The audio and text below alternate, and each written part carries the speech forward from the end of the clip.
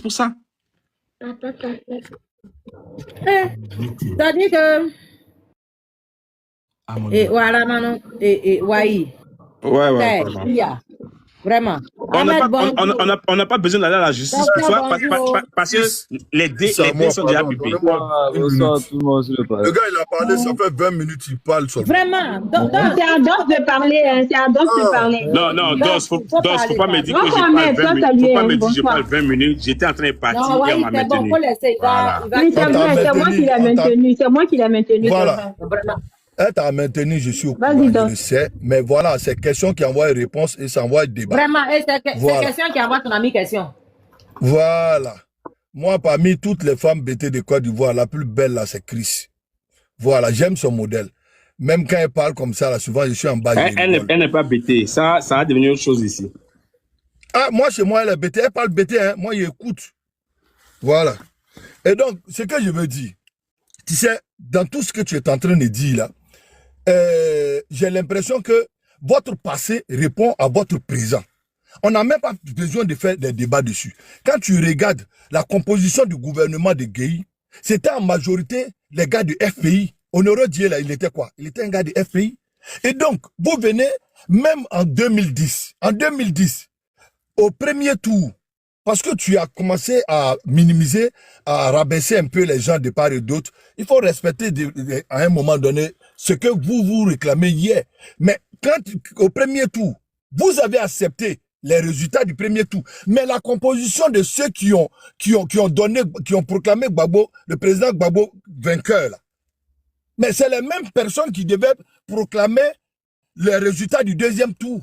C'est vous qui avez empêché cela. Parce que vous vous êtes vu perdant.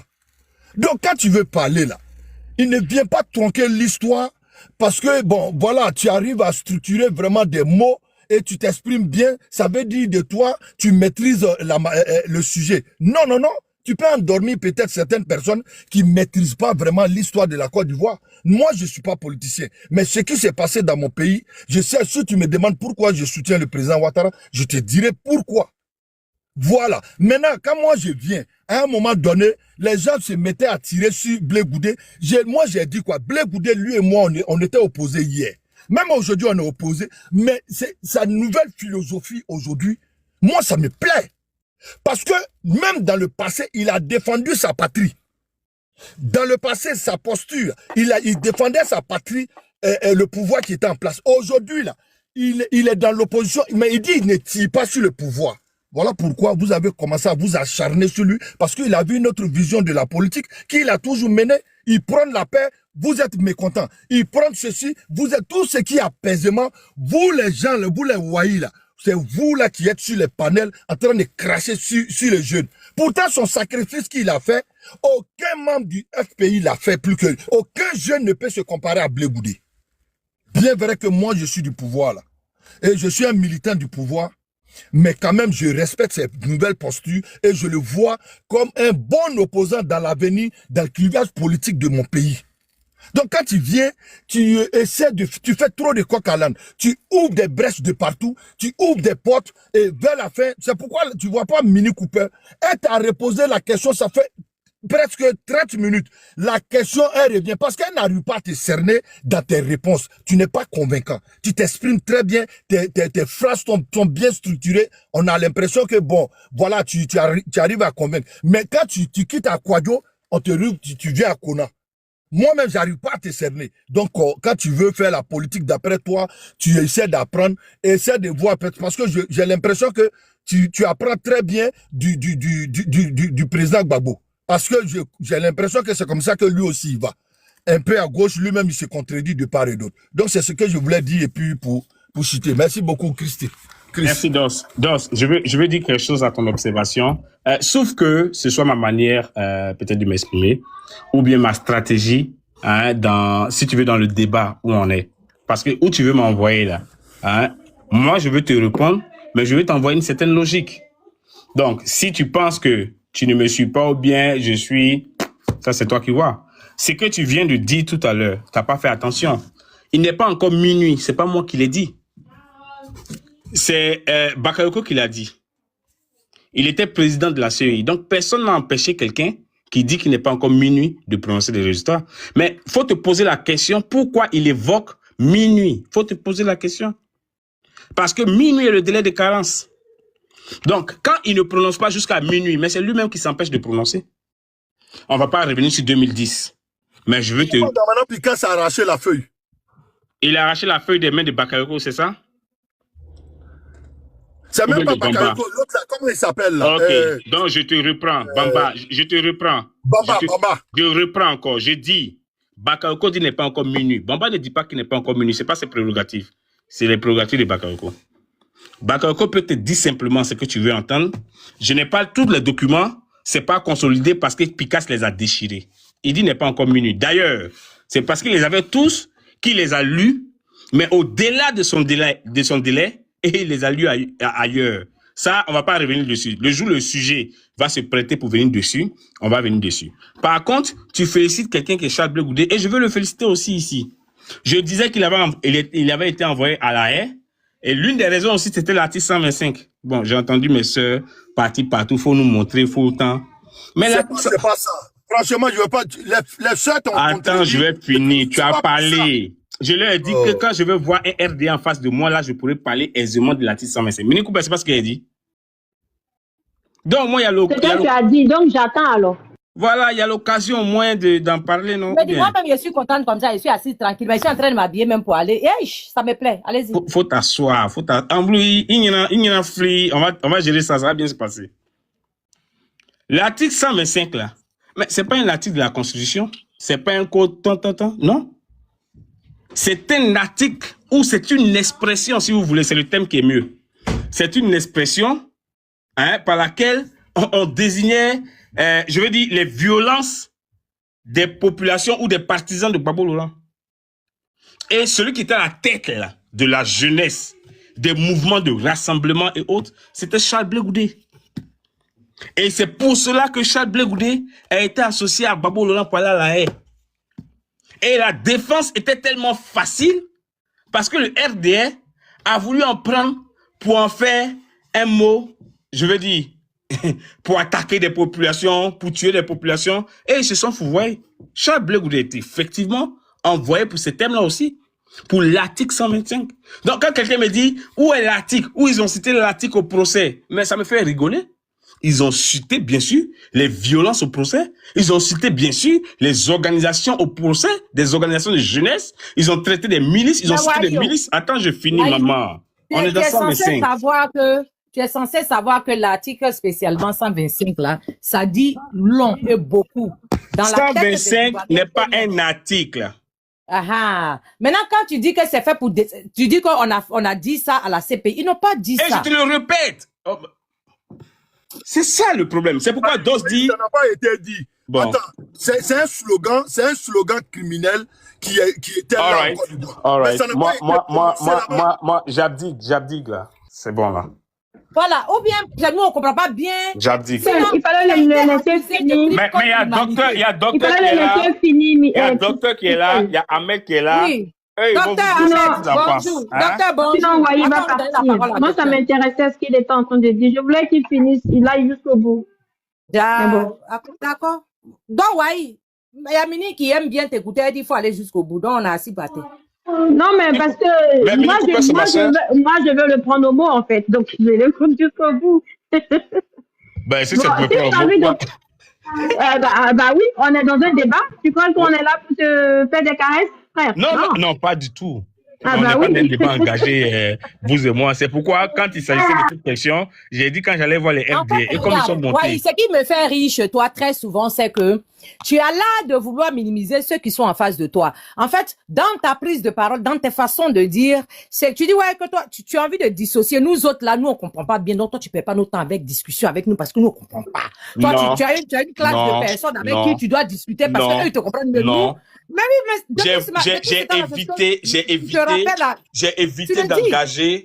j'ai évité d'engager la confrontation parce que c'est une question mais il faut une confrontation. Non. Ici, là, c'est la gauche. Tu sais, c'est la confrontation qui a fait qu'on s'est perdu en conjoncture. Ici, là, c'est la gauche. Quand je commence à aller dans le fond et que des gens veulent me montrer que la limite de Gbagbo est ça, la limite de Bleu. Oh, yeah? Excusez-moi. Mais ouais. Il y a des gens. On va passer la parole. Juste pour dire que tu n'étais pas d'accord avec ce qu'on disait, c'est la raison qui t'a fait monter. Donc, va jusqu'au bout. Faut pas faire comme si on. C'est vrai qu'on est de la gauche. Si un propos de Gbagbo Laurent. Si un propos de Gbagbo Laurent. Oui, parce que voilà, c'est le propos qu'elle interprétait. Et donc, c'est pour ça que. Excusez-moi, il y a des gens. On va passer la parole à Ahmed.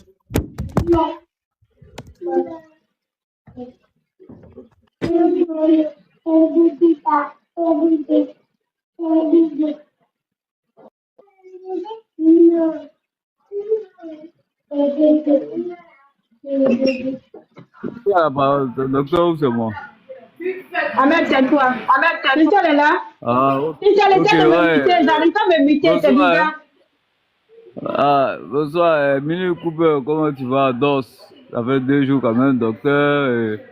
Tout le monde, je crois que c'est tout le monde en haut en tout cas. Ouais, ça va bien, frère. Bon, Wai est parti. Bon, vous savez, Wai, moi souvent quand je l'écoute, bon, il n'est pas là, mais quand je l'écoute souvent, il me dit voici quelqu'un qui est brillant, qui sait en tout cas faire de la politique. Peut-être un grand commercial politique, mais malheureusement, il a un mauvais produit entre les mains. Parce que quelles que soient tes qualités, quand tu as un produit qui est difficilement vendable, par moment, dans tes techniques de vente, tu te perds. Aujourd'hui, moi je pense qu'aujourd'hui, le président Laurent Gbagbo, il est difficilement défendable. Parce que tout ce que tu vas dire, quand tu nous dis, parce qu'il y a tellement d'incohérences dans le parcours du président Laurent Gbagbo lui-même, qu'il n'y a pas un politicien en Côte d'Ivoire, s'il est le politicien, il y a plus de VAR contre lui. Il y a trop de VAR contre lui. Alors que les VAR, ça démontre l'incohérence. Donc il y a tellement d'incohérences dans son parcours et dans ses discours que c'est difficile de le défendre. Parce qu'à tout moment, que tu vas vouloir le défendre sur un point, on va trouver des VAR où il disait le contraire. Donc véritablement, je comprends les difficultés donc, de Wai quand tu se retrouves sur des panels. Parce que tu veux défendre quelqu'un qui n'a jamais été cohérent. Quand tu dis que le président Laurent Gbagbo dit ne pas reconnaître donc sa condamnation ici en Côte d'Ivoire, et puis c'est le même qui saisit juridiction. Excuse-moi. Christelle, ferme ton micro, on t'entend là-bas. Ferme ton micro. Faut pas nous faire entendre des choses là-bas, Christelle, faut pas nous faire entendre des choses là-bas, du chocho là. Non. Christelle, à midi chocho là, faut pas nous faire écouter des choses là-bas. Hein. Voilà, faut fermer ton micro. Christelle, C'est que viens fermer ton panel. Ouais. Il y a quoi? On n'est pas là pour entendre tes ton canapés. micro est ouvert. À midi chocho là, faut pas nous faire écouter des choses là-bas. Qui? Le micro de qui est ouvert? Ton micro, on a entendu des choses. Moi? Ouais? Hey, on entendait des choses, on entendait des sons bizarres là-bas. Voilà. Ma mamie à vapeur. Comment on peut montrer ça? Ma mamie à vapeur, c'est non, on n'a pas entendu ça comme son de mamite. Hein. Peut-être c'est le micro de DOS, ferme ton micro. Peut-être c'est DOS. Non. Mini, je viens d'ouvrir. Ah, ok. Donc, Christian, ferme ton micro parce qu'on a entendu beaucoup de choses. Hein. Non, ça nous a excités, on a ouvert nos micros. C'est ma mamie. On entend des sons bizarres. Parfois, si ça fait comme ça, on peut entendre quel son encore. Baisse sur moi, on entend quel son. On fait son, baisse. Comme si tu étais faire un wano rapide. Il y a les chap-chap avant d'aller au travail. Non, j'ai pas ça. Les gourous là, ça c'est leur travail, hein, les gourous. Elle est capable de nous laisser sur son live aller prendre. Maman, il savait pas que dans votre est en haut, puis il est en train de parler comme ça. Vous là, votre du les bains. Regarde, Bavaré vous avez fait, il était même pas à la maison, il vient d'arriver. Regarde, gourou, c'est femme gourou. Ma mamie qui a mis au feu ici. Regarde. C'est l'effet du courant gourou. Hey! Hey, Mais vous là, à quoi on a dit Chris, à quoi on a dit oui. Yes, Voilà. wow. Voilà, donc, Minou Koubé, pour être sérieux, je disais que, ouais, véritablement, Pourquoi ils ont entendu il des veut choses? défendre, il veut défendre un produit. Mais Ahmed, comme Wai n'est pas là pour te répondre, il faut abréger sur lui, s'il te plaît, mais tu peux parler du sujet. Ouais, mais Je le pense sujet, que c'est c'est mieux. quoi? Hein. Si le président Laurent Gbagbo, ou bien, Oui, oui, c'est ça.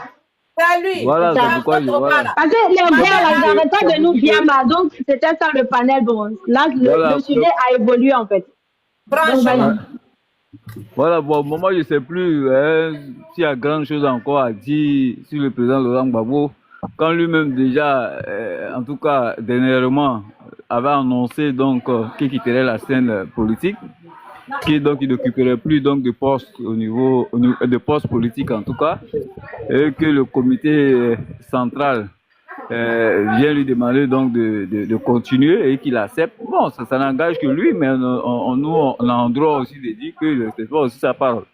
Maintenant, mais moi, je suis pas étonné. Parce que je ne suis pas étonné que le comité central véritablement puisse demander au président Laurent Gbagbo de continuer. Parce qu'en réalité, le président Laurent Gbagbo, tout le long de son parcours politique, n'a jamais voulu construire un parti politique, n'a jamais voulu laisser en héritage un instrument politique, n'a jamais voulu laisser un parti politique. Le président Laurent Gbagbo, toute sa vie, s'est battu pour son nom. Il s'est battu pour lui-même, il s'est battu pour qu'on parle toujours de lui. Il ne s'est jamais battu pour qu'on laisse un appareil politique. Il n'a jamais fait ça. Si son but était véritablement de laisser un appareil politique, je pense qu'on n'aurait pas assisté à tout ce qu'on assiste aujourd'hui, à tous les départs, les grandes têtes qui étaient autour de lui. Vous voyez qu'ils sont pratiquement tous partis. Donc, ce n'est pas quelqu'un qui était dans cette optique-là. Donc, c'est pourquoi aujourd'hui, ce PPACI-là n'existe plus en tant que parti politique. Il n'y a que le nom Gbagbo qui existe. Sinon, le PPACI en réalité n'existe pas. Il n'y a aucun parti politique autour de lui. Vous voyez qui autour du président Laurent Gbagbo comme PPACI aujourd'hui? Vous voyez qui au PPACI aujourd'hui capable véritablement de pouvoir continuer la lutte? Il n'y en a pas. Il n'y en a pas. Mais quand vous avez un parti politique qui n'a même pas d'élu, qui n'a même pas de... Lorsque toi-même tu décides d'enterrer ton parti politique en leur demandant de ne pas participer à une élection législative qui met quand même en valeur les cadres de ton parti. Parce qu'un parti politique, c'est un ensemble. Mais lorsque tu prives donc tous les cadres de ton parti d'aller à des élections pour pouvoir se positionner, mais tu enterres définitivement ton parti. Aujourd'hui, il n'y a aucun cadre au niveau du PPACI, alors que la politique, ça coûte de l'argent. La politique, ça coûte. Et puis, quand tu n'as pas de hauts cadres, quand tu n'as pas de cadres pour faire vivre le parti, c'est difficile. Surtout que le PPACI risque de ne même plus bénéficier du financement des partis politiques. Parce que pour bénéficier des financements, il y a des critères. Aujourd'hui, le PPACI n'a plus d'élus. Ils n'ont plus de députés. Ils n'ont que 2 mairies. Le PPACI n'a que 2 mairies. Donc, ce PPACI-là, aujourd'hui, véritablement n'existe plus. Pendant que d'autres partis politiques sont en train de se construire à la base, sont en train d'émerger, et on a un parti politique comme le PPACI qui est en train de s'écrouler. Donc quand nous allons rentrer, véritablement, parce qu'il faut que les gens oublient quelque chose. Et puis tout politicien qui ne va pas tenir compte de cet aspect va disparaître sur la scène politique. Parce que nous sommes en train de réécrire une nouvelle page de la politique ivoirienne. Il y a une page de la politique. Il y a une page de la politique ivoirienne qui est en train de se fermer. Voilà. Il y a une page qui est en train de se fermer. Cette page, depuis les indépendances, avec les pères fondateurs, Houphouët-Boigny et ses héritiers, là, c'est en train de finir. Cette page est en train d'être fermée. Aujourd'hui, on va rentrer dans une nouvelle ses héritiers, page. là. Il dit ses héritiers. Aujourd'hui, on va rentrer dans une nouvelle page. Donc, il faut construire les partis à la base. Il faut construire les partis à la base. Il faut construire, il faut bâtir son parti aujourd'hui sur la jeunesse. Aujourd'hui, moi, je ne vois pas au niveau du PPACI une jeunesse aujourd'hui qui tient, je ne vois pas. Par contre, je pense que l'avenir politique, les partis politiques qui vont pouvoir véritablement reconstituer donc, la vie politique en Côte d'Ivoire, mais on voit déjà les prémices. On voit déjà que le PPACI n'existera plus. Aujourd'hui, on voit un parti comme le COGEP qui est en train de faire son petit bonhomme de chemin, qui est en train c'est pas, en tout cas d'envoyer des innovations sur le plan politique, parce qu'on a vu des meetings payants, ce qui n'avait jamais existé. On a vu un parti politique qui peut organiser un congrès pour décider de quel candidat soutenir. C'est des choses qui sont innovantes. Et puis c'est des choses véritablement qui vont fonder la nouvelle manière de faire la politique en Côte d'Ivoire. Parce que la population ivoirienne aujourd'hui est composée à 70% de jeunes de moins de 35 ans. Et puis toute cette jeunesse-là, ils ont un minimum de bagage intellectuel. Ils sont au moins allés à l'école, ils savent au moins lire et écrire, ce qui n'était pas le cas avant. Avant, on avait moins de personnes qui savaient lire et écrire. Aujourd'hui, tu pars même dans nos villages, les jeunes de 20 ans, 25, ils savent au moins lire et écrire. Ils sont connectés à Internet. Ils savent ce qui se passe dans le monde entier. Ce pas des gens qu'on peut venir blaguer encore comme il y a 20 ans, 25 ans. Non, non, c'est des gens qui sont ouverts au monde entier. Donc, c'est des gens qui ont besoin d'autres discours. C'est des gens qui ont envie d'entendre d'autres discours. Donc, si tu n'as pas compris ça, que tu penses qu'on est encore dans la politique politicienne, mais tu te trompes. Tu te trompes. Il faut adapter son discours. C'est pourquoi, d'ailleurs, on a le PDCI résumant qui a décidé d'aller aux élections parce que pour pouvoir continuer à exister, il faut que tu aies des élus. On a le COGEP, on a le RAGP. Mais à part ces trois partis, on a le MG, bon, je ne les vois pas trop, hein, mais on voit une dame qui a une forte personnalité. Mais au niveau du parti, bon, pour être franc, je ne vois pas encore grande chose. Maintenant, les partis que moi je vois qui sont en train de travailler à la base, mais il y a le RAGP qui est très en avance sur tout le monde. Mais on a aussi le PDCI, qui est le plus vieux parti politique, mais qui résiste à toutes les tempêtes. On a le COGEP, qui est en train de travailler à la base, qui est en train de se construire. Donc moi, je vois déjà 3 grands partis politiques dans le futur, d'ici 2030. À part ça, bon, véritablement, vous allez me dire quel autre parti politique vous voyez, mais moi, c'est les 3 que je vois pour 2030. Nous, on est en train de revoir au niveau du RADP notre candidat pour 2030, qui sera aussi jeune. Le PDCI, qui a déjà un candidat relativement jeune, même si je pense qu'il est au-delà de 60 ans, mais relativement jeune. Bon, on aura aussi un COGEP qui a un président aussi relativement jeune. Bon, ça va se passer avec une nouvelle génération donc en 2030. Et puis cette fois-ci, ça ne sera plus la culte de la personnalité. Ça sera vraiment porté sur des idées. Les jeunes en 2030, là, ils vont suivre les candidats selon leurs idées qu'ils proposent, selon les programmes qu'ils auront pour eux, selon les projets de société qu'ils auront. Ils ne vont plus suivre quelqu'un à cause de son nom. Ça, c'est dépasser ça. La jeunesse d'aujourd'hui, là, en Côte d'Ivoire ici, là, ils ne suivent plus les gens à cause de leur nom. Aujourd'hui, si vous voyez que la jeunesse aujourd'hui acquise... Ahmed, il faut dire à tes abonnés, ne pas tapoter, non. Il faut dire ne pas tapoter, non, quel problème. Eux, ils viennent de cette télévision. Tapoter pendant les femmes gros, là. Parce que moi, j'ai un rendez-vous, je dois envoyer une invitation pour venir à Abidjan. Non, tapoter fort pour que, voilà, elle puisse accepter mon rendez-vous. Tapoter, hein. Voilà. Donc voilà, c'est un peu ça. Nous allons rentrer véritablement dans une nouvelle page de la politique ivoirienne, une nouvelle manière donc de faire la politique en Côte d'Ivoire, qui sera basée véritablement sur des propositions concrètes, sur des programmes bien ficelés.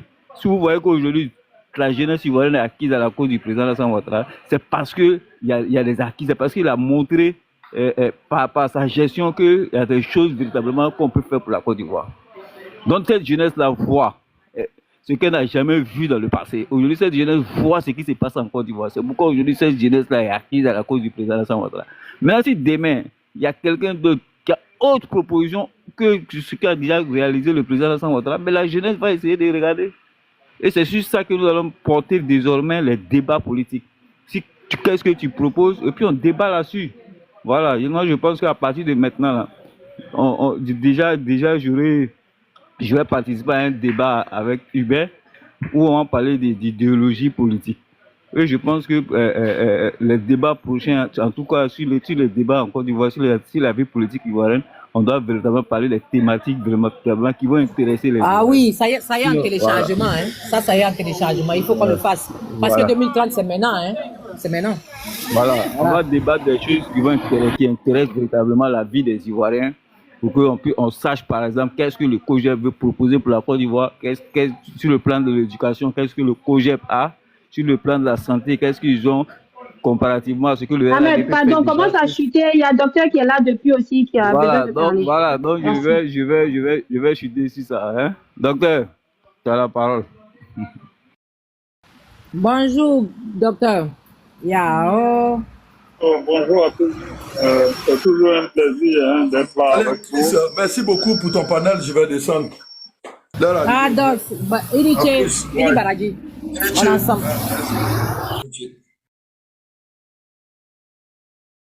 Ok. Voilà, c'est toujours un plaisir d'être là. Malheureusement, je ne sais pas pourquoi, comment il s'appelle là. Wai, il est parti, mais Non, oui, a fait sa demande, il faut le faire monter. voilà. Voilà. Christelle, Voilà. Oui, oui. fais monter Wai. Tonton Wahi. Ils vont venir prier sur nous ici. Nous, les vauriens, ils vont prier sur nous ici. Pour nous parler gros français tout de suite. Eh, Allah. Gloli, désolé, il y avait des gens là, désolé. Il n'y a pas de souci. C'est un bon timing. C'est bien que tout le monde soit là. Je veux dire, j'ai du respect pour tout le monde sur le panel, mais j'aime aussi quand le Gotha est là. J'aurais souhaité que Hubert Arnaud soit là. Et bien sûr, toutes les dames là, Mini Cooper, voilà, toutes ces dames là qui sont là. Bon, Mini, va appeler ton patron. Mini va appeler ton patron. On a besoin de ton patron ici. Va l'appeler. C'est juste un souhait. C'est juste un Je Non, m'en laisse- vais l'appeler comme ça de ce pas. Non, Voilà. laisse-le. Il n'a pas le niveau. Laisse-le. Non, arrête la paix. Arrête la paix. Même moi-même, là, il te bloque, hein, des questions bizarres. Non, toi, oui. Mais tu sais très bien Et que toi, Wahi tu vas te me cherche. répondre. Toi, oui. Tu sais très bien que Wahi te cherche. Donc, moi, Tu oui. sais très bien que quand il va dire ça, là, ça va te gnac. Tu sais. Toi, oui. Ben, je tu me sais, bloques. c'est pour ça Toi, que oui. c'est pour ça que je rigole. Toi, oui, tu me bloques, mais lui, il n'a pas le niveau. Voilà, moi je veux, j'ai écouté d'abord, j'écoute depuis, j'ai écouté l'intervention de Wahi, j'ai écouté l'intervention de Ahmed et puis bien sûr de Mini et de tout un chacun de vous, depuis que je suis là, j'étais en bas. Voilà. Pourquoi je mets du temps pour parler, c'est parce que je ne sais pas d'abord bien l'ordre du jour, mais je vais faire une dérogation aujourd'hui à la règle que je m'impose à moi-même. Voilà. D'abord, je vais commencer par dire à Ahmed que je sens qu'il est venu faire du charlatanisme politique et je veux qu'il arrête ça. Voilà. Mon frère Ahmed, qui représente le RHDP, je sens Oh, docteur, tu vas très fort, hein? J'aime ça. Docteur n'est pas causant, s'il vous plaît. Là, c'est du sérieux. S'il vous plaît. Ha!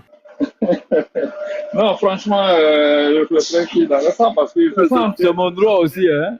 Oui, non, c'est pas grave, bien sûr, bien sûr. Voilà, donc C'est une observation, ne le prends pas personnellement, mais c'est une observation. Je pense que tu agis un peu en forme en terrain conquis. Et moi, je veux dire, depuis l'histoire de la Côte d'Ivoire, le RHDP, dans sa gouvernance 2020 et 2025, ou non, disons 2025, là, qui débute là, est le parti politique qui se sent le plus à l'aise, qui est le plus à l'aise. Parce que, voilà pourquoi j'ai demandé que Wahi soit là et je vais souhaiter qu'il le fasse. Parce que l'opposition n'est pas dans son rôle traditionnel. Et c'est ça qui permet que, par exemple, Ahmed peut venir distribuer les bons points et les mauvais points. Voilà pourquoi je dis, quand il fait une projection dans le futur, la nouvelle politique et tout ça, est-ce que c'est le RHDP qui va définir la nouvelle politique de la Côte d'Ivoire? Excusez-moi si j'ai mal compris, mais je pense pas. Je pense pas. Voilà.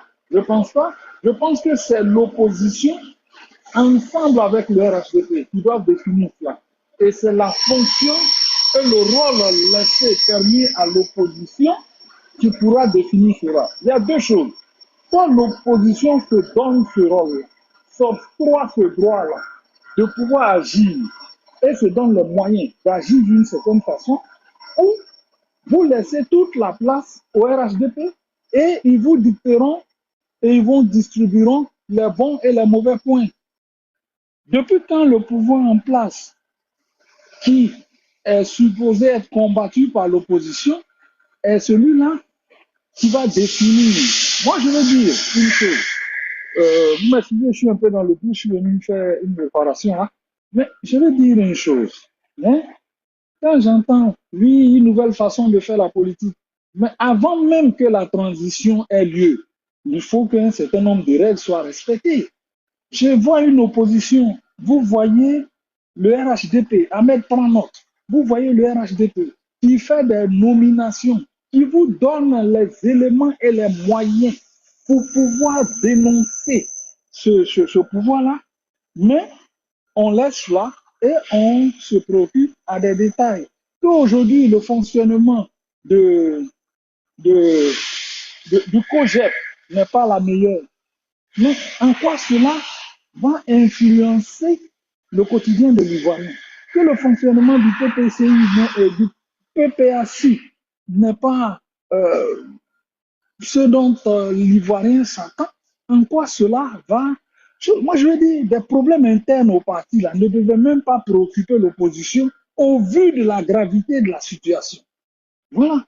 Nous avons eu une élection où toute l'opposition a été battue.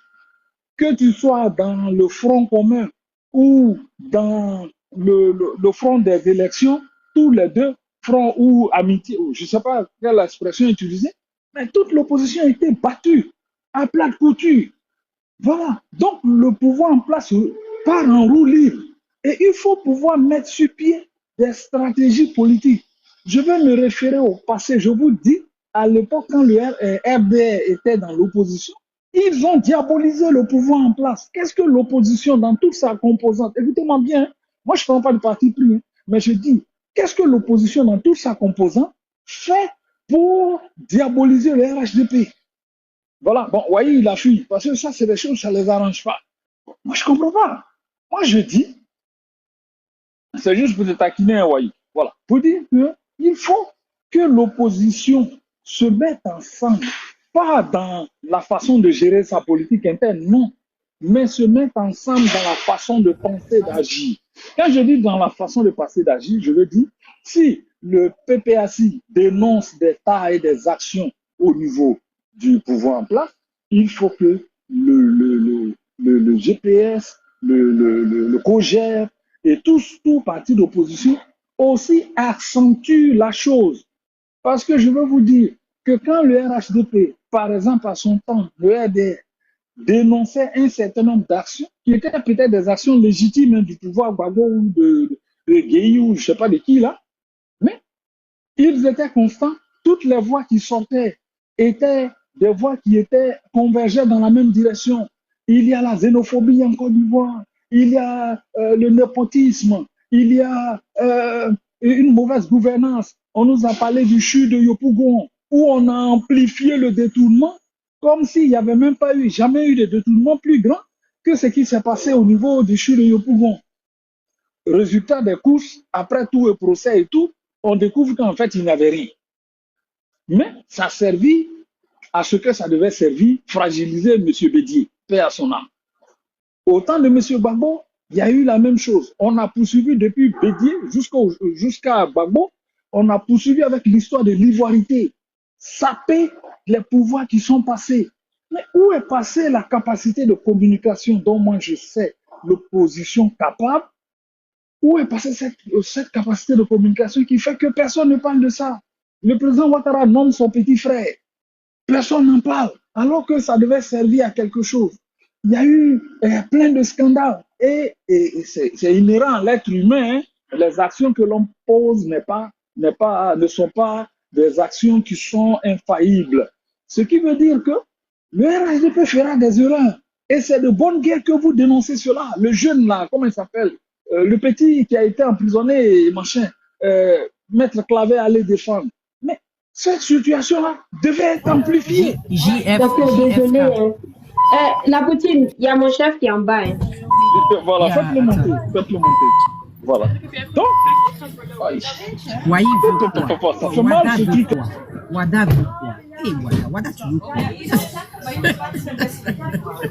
Ok, voilà. Donc je disais comme ça, il y a quelqu'un qui avait un pipe là. Ça fait très mal, je les écouteurs. Donc, ce que je voulais dire par là, pour ne pas être long, puisque Hubert Noël là, je vais répéter rapidement. Il faut que l'opposition amplifie l'état du pouvoir de Ahmed. Mais ça c'est pas fait. Et quand on se concentre et on se préoccupe de la gestion interne des autres dans l'opposition, ce que ça produit, constater avec moi, ça produit qu'Ahmed est à l'aise. Moi, j'ai rien de personnel avec Ahmed, Ahmed sait. Voilà. Mais Ahmed est à l'aise. Il peut venir et puis vous distribuer des bons points. Parce que vous vous êtes mis dans la position, vous vous êtes infantilisé au point que c'est lui qui vous donne les bons points et les mauvais points. Alors que la chose devait se passer. C'est vrai, nous sommes tous ivoiriens, le commentaire est libre. Hein. C'est pas de ça, je parle, n'allez pas mal comprendre ce que j'ai dit. Mais je l'ai dit, sur le plan politique, ce qui devait être fait, ça devait être des tirs groupés contre Ahmed. Afin que Ahmed, soit il s'améliore, ou il améliore les conditions, ou ça crée les conditions du départ démocratique d'Ahmed pour que quelqu'un d'autre vienne. Et ça va fonctionner comme ça sur la nouvelle personne qui va venir. Et résultat des courses, le gain pour tous sera que la Côte d'Ivoire va s'améliorer parce que tout pouvoir qui viendra saura que l'opposition jouera pleinement son rôle et en jouant pleinement son rôle, la population va en bénéficier. La vie est chère. Aucun des partis politiques ne s'en préoccupe. L'autre va parler de non, Charles Blé Goudé a fait ceci avant. L'autre va dire non, M. Gbagbo a fait ça. L'autre va dire, mon ami, voilà ce qu'elle a fait. Et puis après, on va arriver sur elle. Bon, franchement, je m'érige pas en donneur de leçons, hein. Loin de moi cette pensée-là, mais je vais dire, on a tous les arguments pour se taper dessus. La dernière fois, j'ai vu comment Butignon a tapé sur le PPAC. Mais c'est pour dire que le PDCI a les moyens de taper sur M. Gbagbo. M. Gbagbo, le PPAC aussi, a les moyens de taper sur M. Thiam. Et après, même s'ils veulent, ils peuvent taper sur le PDCI. Parce que moi, je fais le distinguo entre M. Thiam et le PDCI. Voilà. Bon, ça, c'est mon choix personnel. Voilà. Donc, ce que je veux dire, si c'est les moyens pour se chicoter entre nous, nous avons les choix. Mais aujourd'hui, là, nous tous, nous sommes dans l'opposition. La société civile, là, nous-mêmes, là, nous sommes nous ne sommes pas au pouvoir. Donc, nous sommes aussi victimes de tout ce que les partis politiques et notamment le parti au pouvoir premièrement fait. Voilà. Parce que si aujourd'hui, la possibilité d'investir et d'entreprendre en Côte d'Ivoire est ouverte et est disponible pour tout Ivoirien sans exclusif, nous serons heureux. Je ne dis pas que c'est le contraire, mais c'est un exemple que je prends parce que je pourrais prendre un exemple tout simple, mais je pense que c'est ce qui m'est passé par la tête. Voilà. Donc, pour dire et pour finir, bonne arrivée Hubert, bonne arrivée Wahi, bonne arrivée Ahmed et à tous ceux qui sont là. Mais moi, c'est ce que je veux sentir. Je ne demande pas que le PPAC et le GPS et le COGEP et le PDCI de Thiam soient des amis. C'est pas ce que je demande. Ce que je demande, c'est qu'il faut que vous tous vous retournez dans l'arène politique et que vous sachiez que l'adversaire, c'est le RHDP. Parce que soit on fait le lit pour le RHDP et il reste au pouvoir et il gouverne, et alors donc chacun va subir parce que chacun aura ses bons points, mais chacun aura aussi à subir des décisions qui ne vont pas dans le sens de nos intérêts et la population est celle qui va en pâtir. Voilà. Aujourd'hui, nous avons fait. Je finis par là pour dire qu'on a certains de nos frères qui sont en prison. On a certains de nos frères, même si nous autres directement, on ne les a pas encouragés pour y aller. Mais Destiné, amène-moi les fleurs. Voilà. C'est à moi qu'il faut envoyer les fleurs. Les filles, quoi. Voilà, amène les fleurs. Destiné, ma chérie, vraiment, ça fait plaisir de savoir que tu es sur le live. Non, Destiné, elle fait un siphon. J'aime voilà, pas. Je ne suis pas en train de te critiquer, sinon tu allais me surprendre, voilà l'affaire là. Vous dites que ça fait plaisir. Je suis très content de voir toute la famille réunie d'avant les élections. Mais le combat mené d'avant les élections, le combat continue. Voilà. Ahmed va en roue libre. Moi, je n'ai pas dit le nom de son président, j'ai dit de notre président, parce que nous tous notre président, j'ai dit Ahmed va en roue libre. Voilà. Et j'ai rien contre Ahmed, mais Ahmed est trop à l'aise. Quelqu'un qui est au pouvoir, qui est à l'aise, regardez, il a grossi. Avant, il était un peu mince. Mais regardez sa photo, il a grossi. Il faut que quelque chose se fasse. Voilà. Donc, je vais m'arrêter là. Je pense que j'ai été assez long. Si je n'ai pas été compris dans certains compartiments, je suis ouvert pour répondre aux questions. Voilà, je peux fermer mon micro, permettre à que la parole tourne. Mais je ne suis pas donneur de leçons, mais je pense que nous devons dicter la Qui veut danse faire de une la motion politique. à Je docteur? m'arrête là. Ouais, moi, je suis là. Qui est trop fort? Qui est trop fort? Moi, Ah, j'avais une Wahi motion, veut mais je poser pense qu'il y a Wahi qui va demander de laisser passer, donc vas-y. Ok, donc je ferme mon micro. Bon, Je ferme mon micro et puis préparez un je te temps laisse pour la moi, parole. je vais parler. Vraiment. Je peux y aller, hein? Mini, Oui, Mini, vas-y, s'il te mais plaît. je demande qu'on me donne Mini, la s'il te parole. plaît, il faut gérer pour moi, s'il te plaît. Donne-moi 2 minutes, j'ai ça pour moi. D'accord. Wahi, vas-y. Merci. Ok, merci. Moi, c'est plus une observation, hein. Docteur, Mais pas bonsoir. long, hein. Parce qu'on a habitué à... S'il te plaît. Oui, quand mon temps est arrivé, tu me dis. Bonjour, ma soeur, ma petite soeur chérie destinée. Ben, moi, c'était une observation. Bon, docteur, bien. J'ai envie de dire à un grand frère, il faut pas te priver d'être donneur de leçons. Il faut le faire, justement. Parce que tu veux avoir la position de société civile, donc avoir une observation un peu générale. Et puis, ce que tu dis est tellement juste. Moi, je retiens un mot, reine politique. Parce que tout autant que nous sommes ici, nous sommes dans des partis politiques. Pas tout le monde, hein. Il y a des gens qui sont que sympathisants ou observateurs de loin, mais il y a des gens qui sont cadres politiques. Donc, la reine politique, si on se retrouve dans la reine politique, on va faire le jeu politique parce que on sort du cadre. Et c'est TikTok, principalement les social media, qui ont envoyé les attaques personnelles par-ci, par-là, et ça a enflammé la toile, ok? Ou ça a enflammé même la sphère politique. Si donc, des gens comme docteur peuvent donner des leçons, être des donneurs de leçons dans ce sens-là, ben peut-être que la toile va se réconcilier avec elle-même, et puis on va rentrer dans le sens de la politique. Parce qu'il y a un parti au pouvoir, et il y en aura toujours, et il y aura l'opposition. L'opposition, c'est de décrier des tas du parti au pouvoir, c'est pas de décrier des tas des gens envers tas. Non, je sais, c'est pour ne pas revenir sur le sujet docteur après encore. C'est pas de décrire les tas des uns et des autres. Moi, par exemple, quand on parle de la primature, premier ministre et, vice-premier ministre, mais moi, j'ai fait un débat dessus sur le palais de la grande Clarisse. Ahmed était là. Vice-premier ministre. Mais attends, c'est un poste créé, et je le répète, mais pour les besoins du FDR et positionner un gars comme Téné Brahima, mais à la succession, simplement, vice-premier ministre, substitut du premier ministre. Bon, il y a quelqu'un qui est sorti quelque part, c'est pas la première fois que ça a été hésité, ça n'a pas été créé. J'ai des vidéos ici que je vais faire écouter après. J'ai suivi NCI la dernière fois, et Diara Souba, et tous ceux qui étaient là, ont parlé de la création du poste pour la première fois. Le journaliste, les Merci de chuter, s'il te plaît. Oui, je suis en train de chuter. Le journaliste, parce que je ne vais pas expliquer maintenant, je vais venir plus tard. Le journaliste, les Daouda et consorts, utilisent le même thème, création pour la première fois du poste de vice-premier ministre. Mais on a vu des gens qui étaient montés sur ce panel la dernière fois pour nous expliquer qu'en 59, mais après on va rentrer là-dedans, hein, parce qu'il faut être très intelligent pour comprendre que c'est un poste créé pour la première fois. Non, en fait, les vice-présidents là, comme Ahmed lui-même, il est là, ça tombe bien. Avec des vice-présidents, on a bavardé là-bas jusqu'à... Il va nous expliquer aujourd'hui, là. Merci, Wahi. C'est pas que mon chef a une motion. Hein. Oui, ton chef. Mon chef, vas-y, tu as une motion. Donc, quand tu le présentes, il faut dire Urbain Anno. C'est quoi, mon chef?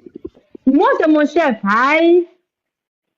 Mais nous, c'est nos chefs. Est-ce qu'on est en train de dire que chef est toi? Nous, on a nos chefs. C'est notre chef. Aïe, tu es dans nos villages et puis toi, tu dis que... On n'est pas au chef. Nous, c'est notre chef. C'est nos chefs. On est dans nos villages, c'est nos chefs. On descend, on remonte après. Mais c'est quoi à voir? Il faut laisser lui là. Vas-y, coupe ton micro. Merci. Sois salué, Mini Cooper, la guerrière.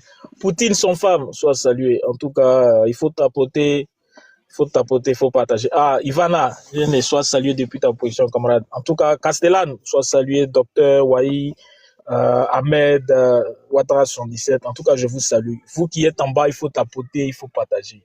Bon, je ne sais pas trop le thème, mais j'ai une question. Je pense qu'on va me rappeler le thème certainement. Mais j'ai une question pour docteur parce que je l'ai écouté. Il a parlé et il a dit que le combat continue. Moi, j'ai bien envie de lui demander de quel combat parle-t-il? Quelle est la finalité de ce combat-là? Et qui en sont les acteurs principaux? Parce que, voilà, je pense qu'on vient de quelque part. On a vu des élections présidentielles et législatives. Donc, de quel combat on parle là? Ou bien il parle? Quelle est la finalité de ce combat-là? Et qui en sont les acteurs? Merci. Non, merci Hubert, j'aime ta pertinence parce que tu es très sage. Tu me donnes, tu m'étends une pêche. Après, docteur, c'est toi, hein? Je me mute. Voilà, tu me donnes une pêche pour bien chicoter Ahmed. Ahmed, j'ai rien contre toi, c'est Hubert Anno qui a fait. Voilà, c'est lui qui a posé la question. Effectivement, le combat, là, moi je pense, hein, le combat de l'opposition, c'est de venir soit au pouvoir, premièrement pour chaque parti d'opposition, mais le mine, comment dire, la pensée principale,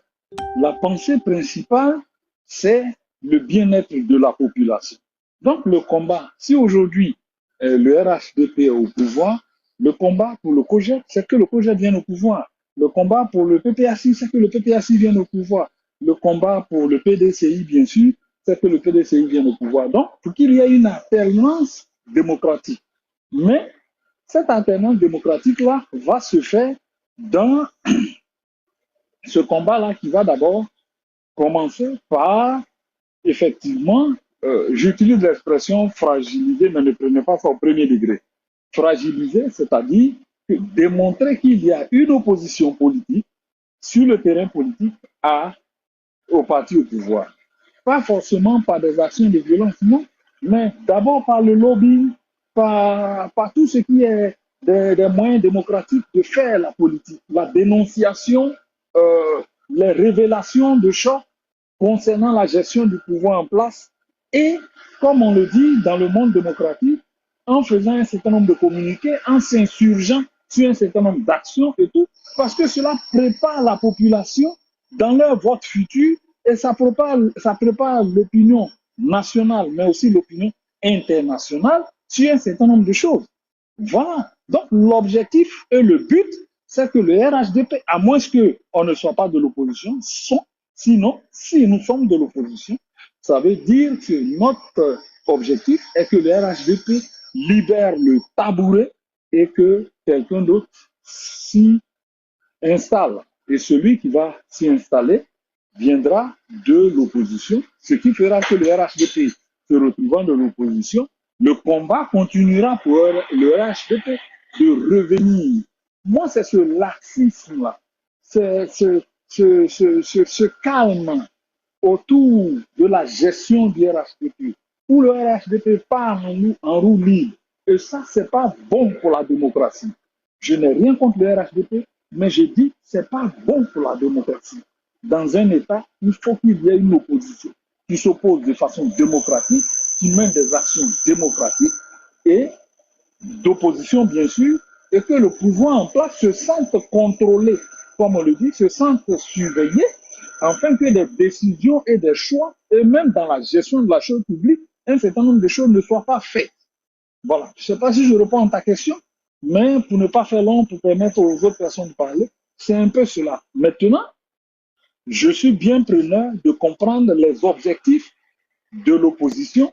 Peut-être que comme moi, je ne suis pas très politique, je ne sais pas, mais pour la personne lambda que nous autres, là, nous sommes, nous prenons les choses au mot. L'opposition s'oppose et enfin de venir au pouvoir, et le pouvoir, le parti au pouvoir, gère enfin de maintenir aussi son pouvoir et tout ça. Mais installer une hégémonie. Docteur, tu as répondu partiellement, hein, parce que je parlais plus de la continuité. Ah oui, quels seront les acteurs? Ça veut dire que ça a déjà commencé. Voilà, Docteur, tu as demandé la chicote ne m'a pas atteint. J'ai compris, il n'y a pas de problème. Alors là, c'est bon, tant mieux. Donc, les acteurs. Avant même les acteurs, c'est-à-dire le combat qui continue là, il a commencé où? Puisqu'il continue, ça veut dire qu'il a déjà commencé ou qu'il a commencé. On m'a dit qu'il aurait même commencé. Donc, quel est ce combat qui se poursuit donc dans la durée? Et voilà. Les acteurs. Voilà. Le combat qui a commencé, à mon sens, c'était le combat de la démocratie qui est toute l'opposition qui veut bien venir au pouvoir, tout parti politique confondu, qui espère venir au pouvoir et voir le RHDP partir. Ça, c'est le combat. Maintenant, les acteurs, c'est les partis politiques ivoiriens qui sont les acteurs.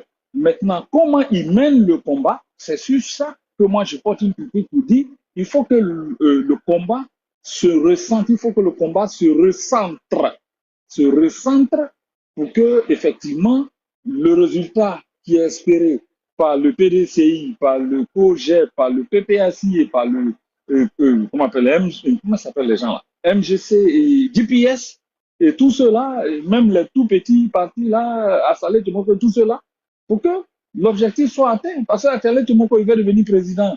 S'il veut devenir président, il faut qu'il fasse son rôle d'opposition. Voilà. L'autre, dit de la préfecture, là, lui aussi exactement. Donc c'est un peu ce que je dis. Donc c'est tout cela, c'est tout ce monde politique-là, et bien sûr leurs partisans, leurs comités, leurs membres et tout ça. Bien sûr avec. Il faut que l'opposition, parce qu'Ahmed est à l'aise. Ahmed vient, il vous donne des points. Pourquoi? C'est pas possible. Est-ce qu'au temps du PDC, au temps de Bédier, les gens du PDC n'avaient même pas la possibilité, ils se défendaient contre l'ivoirité, à tort ou à raison, mais ils se défendaient parce qu'il y avait quelqu'un qui amplifiait. Il y avait une opposition qui travaillait là-dessus. Moi, c'est cette convergence de combat-là, où on met tout en œuvre pour dévoiler l'état du pouvoir en place et pour révéler les manques du pouvoir en place, les manquements du pouvoir en place, pour créer un effet intérieur, mais aussi extérieur, qui va rendre le terrain favorable pour une transition démocratique. Et comme le président Ouattara parle de transition générationnelle, c'est vrai, c'est un plan, c'est le projet du RHDP, mais l'opposition n'est pas obligée d'y adhérer, par exemple. Donc il faut que cette transition politique-là se fasse sans forcément passer par la transition générationnelle qu'Ahmed propose, par exemple. Voilà, c'est ce que je veux dire.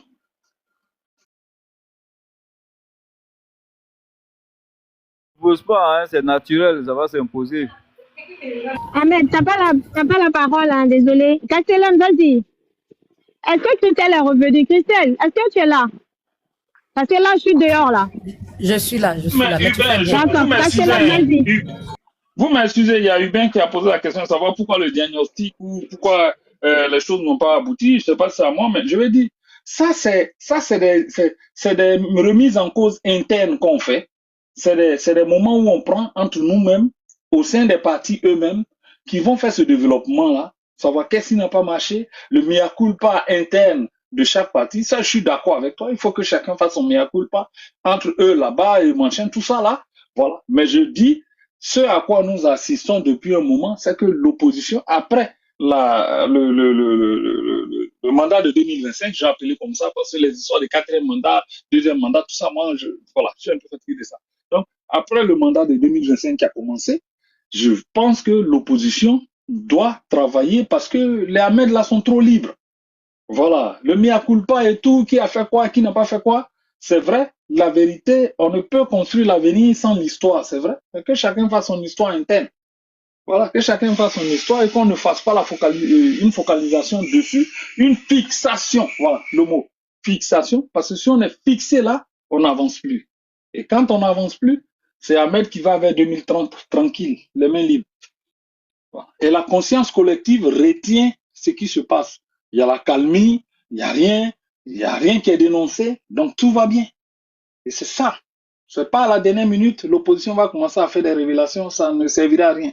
Le RHDP, le RDR, vous avez vu combien de temps ils ont pu venir au pouvoir? Ils ont préparé leur conscience pendant 2 mandats minimum. Monsieur Bédier, qui était ivoiritaire et qui était celui qui a fait détournement, l'ivoirien qui abandonnait le pouvoir le vendredi à 14h, et tout ce qu'on pouvait entendre, on a tout entendu. Voilà. Son pouvoir a été fragilisé. Après lui, il y a eu Guéhi, après il y a eu M. Laurent Gbagbo, on a dit il gouvernait avec sa copine et ses amis. Voilà. Et l'ivoirité aussi, et puis il dit une chose, il ne fait pas. Je n'ai pas refait l'histoire. Voilà. Non, je m'arrête là. Merci.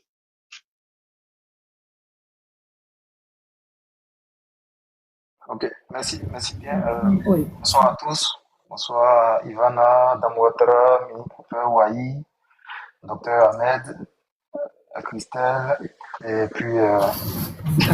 Après toi, ça sera Damouatra, hein, s'il te plaît. Merci. Okay. Après toi. Ok, merci bien. Alors, moi, je voudrais dire merci déjà à Christelle pour la pertinence de son panel.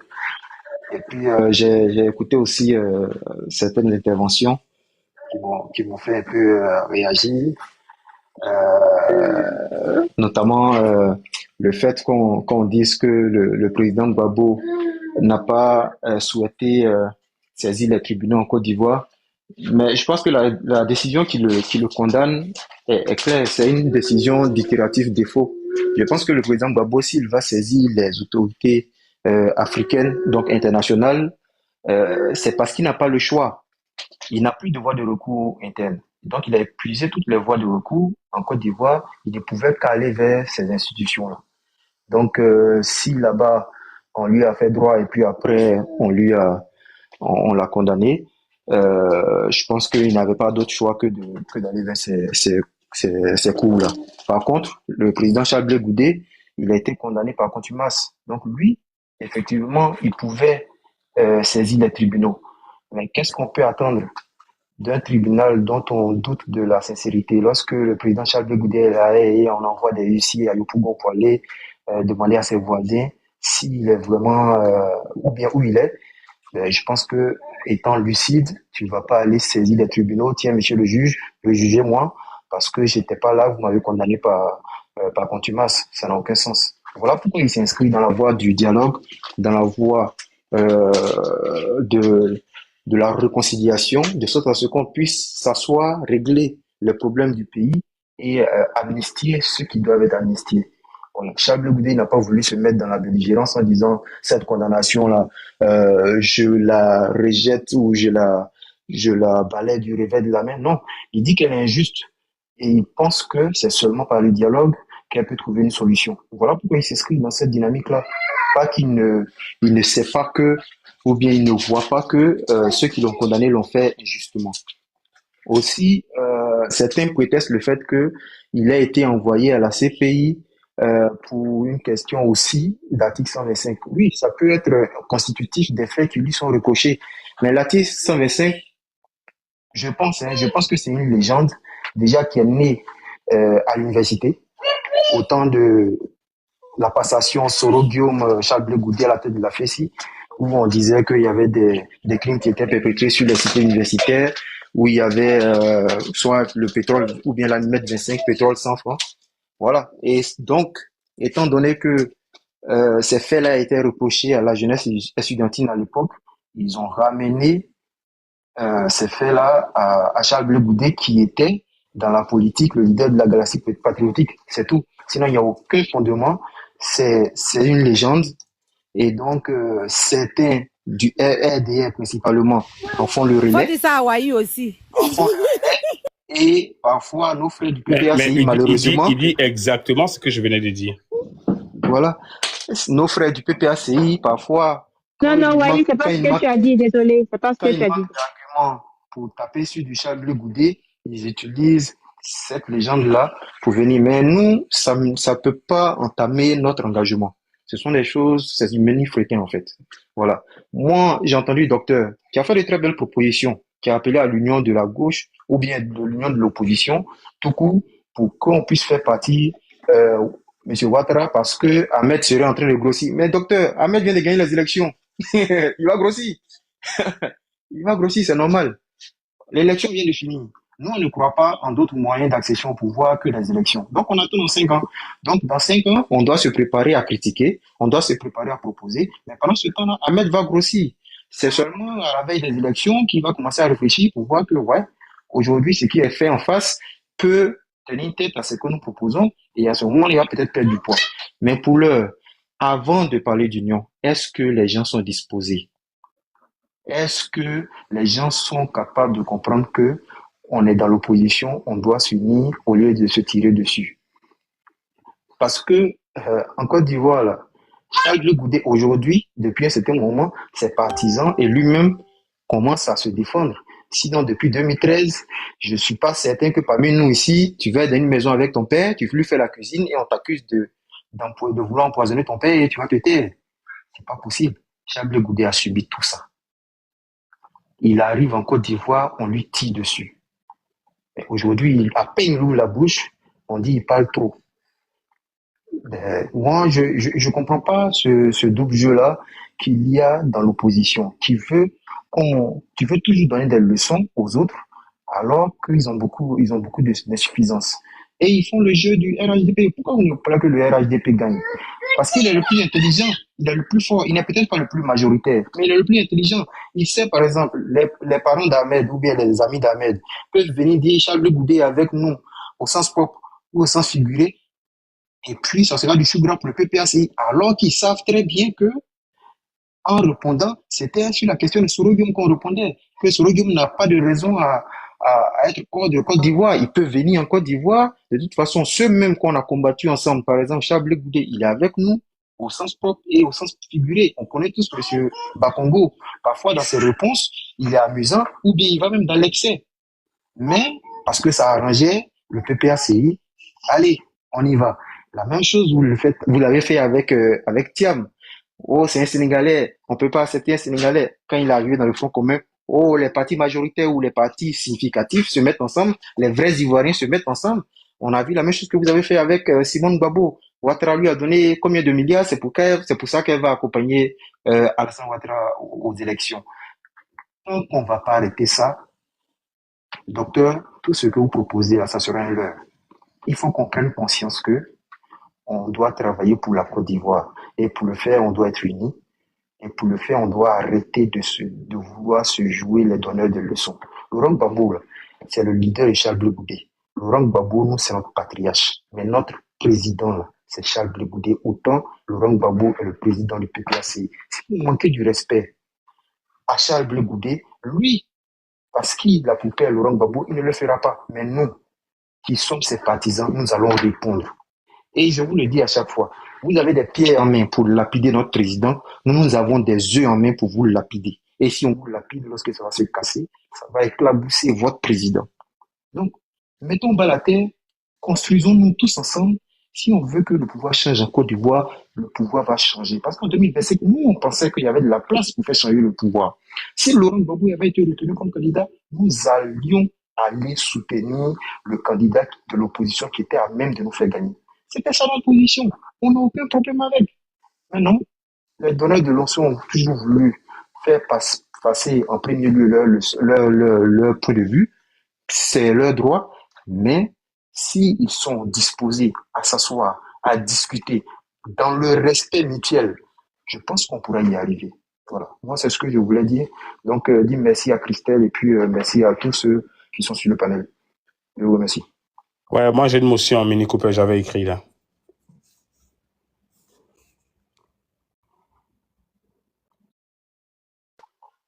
Oui, je veux savoir pour toi, c'est ma motion, c'est pour toi et Castellane.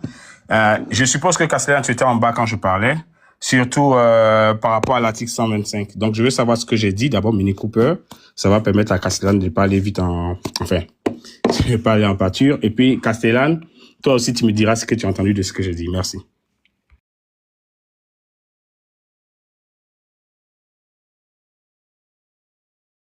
Je suis dans une mauvaise zone. Oui, je veux Mini Cooper d'abord. Bon, donne-moi 2 minutes alors. Donne-moi 2 minutes.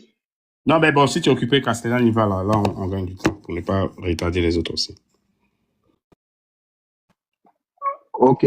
Bon, moi, quand je suis arrivé, effectivement, c'est toi qui parlais et tu parlais de l'article 125, effectivement.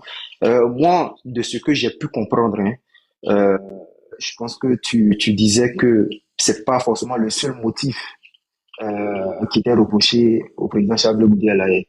Je pense que tu as voulu dire que c'est aussi une raison pour laquelle il a été conduit à La Haye. Voilà. Oh, ok, merci. Je dis justement que c'est une parodie qu'ils ont utilisée et ils ont été déboutés à La Haye. Parce que quand je disais que l'article 125 faisait partie des motifs pour lesquels ils l'ont envoyé, et le RDL a dit, hein, c'est lui qui était la tête de la jeunesse, ils ont sensibilisé à faire ceci, à faire toutes les exactions. Donc, il citait l'article 125, qui est une légende, qui n'est pas un article d'une loi, d'une constitution ou quoi que ce soit, mais qui a trait pour expliquer à la violence, à ceci, cela. Et c'est une légende, comme je suis en train de dire. Parce que ouvre-moi un document où se trouve article 125. J'ai même évité cette conversation avec le COGEP pour attendre le RDM monter et leur dire la phrase qu'ils utilisaient pour accuser quelqu'un qui, heureusement, a été acquitté parce que c'était une farce, justement. Et tu dis la même chose quand tu expliques le thème des légendes. Mini Cooper dit, c'est pas ce que j'ai dit. Moi, je pense que le docteur était en bas, je pense que tout le monde était en bas. Tu as dit, enfin, ce que Castellane a dit et ce que toi tu as dit que c'est pour l'article 225 que le président Charles Goudet serait allé à la haie. C'est ce que tu as dit, je pense. Oh, Mini Cooper, je viens de faire un exposé encore tout de suite, là. Ou bien ce que j'ai dit encore. Non, je t'ai dit que je n'écoutais pas tout de suite, là, j'étais un peu occupée. Mais c'est ce que tu avais dit auparavant ou pas? C'est ça? Mais j'ai dit, et je répète, que c'était une farce. C'était n'importe quoi. C'était des inventions qu'il prenait pour incriminer quelqu'un. Parce que c'est une légende. Bon, cette partie-là, je ne l'ai pas entendue. Désolée. Premièrement. Et l'article 125. Parce que, à la base, tu ne voulais pas discuter avec nous parce que tu attendais que ça soit un RHDP qui te pose. Et quand les RHDP sont montés, j'ai dit ce que Castellane a dit. C'est ce que Bon, anyway, on ne fait pas long. Moi, je suis restée sur ce que tu nous avais dit à nous, en tant que coach. Voilà. Bon, on va passer la parole. J'ai dit, voici des motifs qu'ils ont utilisés, des motifs farfelus qu'ils ont utilisés pour joindre Charles Blé Goudet à la haie avec Gbagbo Laurent. Parce que Charles Blé Goudet, il n'était pas président de la République. Gbagbo Laurent pouvait être envoyé parce qu'il est président de la République. Mais la présidente de Charles Blé Goudet à côté de lui, c'était quoi? Il était ministre de la Défense. Qu'est-ce qu'il était en fait en réalité? Donc, ils ont utilisé son côté galvanisateur de la jeunesse et ils ont travesti avec le thème avec les propos de l'article 125. Voici comment ils joignent Charles Blé Goudet à la condamnation. Quand on parle des plans communs, on parle de tout. Ils joignent Charles Blé Goudet à la condamnation, enfin, au procès de Gbagbo Laurent. Wayo. Tout à l'heure, là. Pardon. On va pas. Tout à l'heure, là. C'est bon, on va pas aggraver. On passe la parole parce que après, ça va faire long. Oui, je vais dire simplement ici que, en fait, l'article 125, là, c'est toi-même qui as évoqué, en plus. Et moi, je t'ai dit, non, hein. Je dis la même chose encore. Donc vraiment, t'es que pour toi là, bon, on a compris, d'accord, passez la parole. Et boy, je ne sais pas si c'est mon chef qui doit parler ou c'est la mère Watt, je sais pas. La mère Watt, non, la mère Watt ne peut pas parler comme ça, le chef va allumer même la télé. Bon, la mère Watt, vas-y. Merci, mon chef, juste après la mère Ouattara. Bonsoir tout le monde. Mon mari dit moi aussi, hein. On sait. Comment on appelle? Je suis là. Bon, j'ai écouté docteur, j'ai écouté tout le monde. Ben oui, ce que le docteur a dit, ça m'a beaucoup touché. Aussi, l'opposition, tout ça, il a dit. Et Ahmed est à l'aise. Oui, Ahmed est à l'aise. On vient de voir le gouvernement, que Ouattara vient de faire son gouvernement. Effectivement, on a vu des choses que vraiment, qu'aucun peuple digne de son nom ne peut accepter ça. Mais on va nous dire d'accepter. Pourquoi? Pour moi, c'est une insulte. Ce qui se passe, si hier, les autres avaient gouverné comme ça, ou si c'était Gbagbo, le pouvoir du président Gbagbo ou un autre parti politique qui avait nommé ce gouvernement-là, ça allait être la catastrophe avec le RDR. Vous voyez, la dernière fois, j'écoutais un panel. C'était le panel de Bijoux. Il a dit un point dedans que même je voulais faire un panel dessus, mais jusque-là, je me dis, mais il y a quelque chose qui ne va pas. Pourquoi est-ce que l'opposition elle-même n'a jamais compris ça? Le seul mot, il a dit, je vais me répéter là, et même encore ajouter certaines choses dessus. Voyez, Ouattara vient au pouvoir par la communauté internationale, soutenu par tous ceux-là.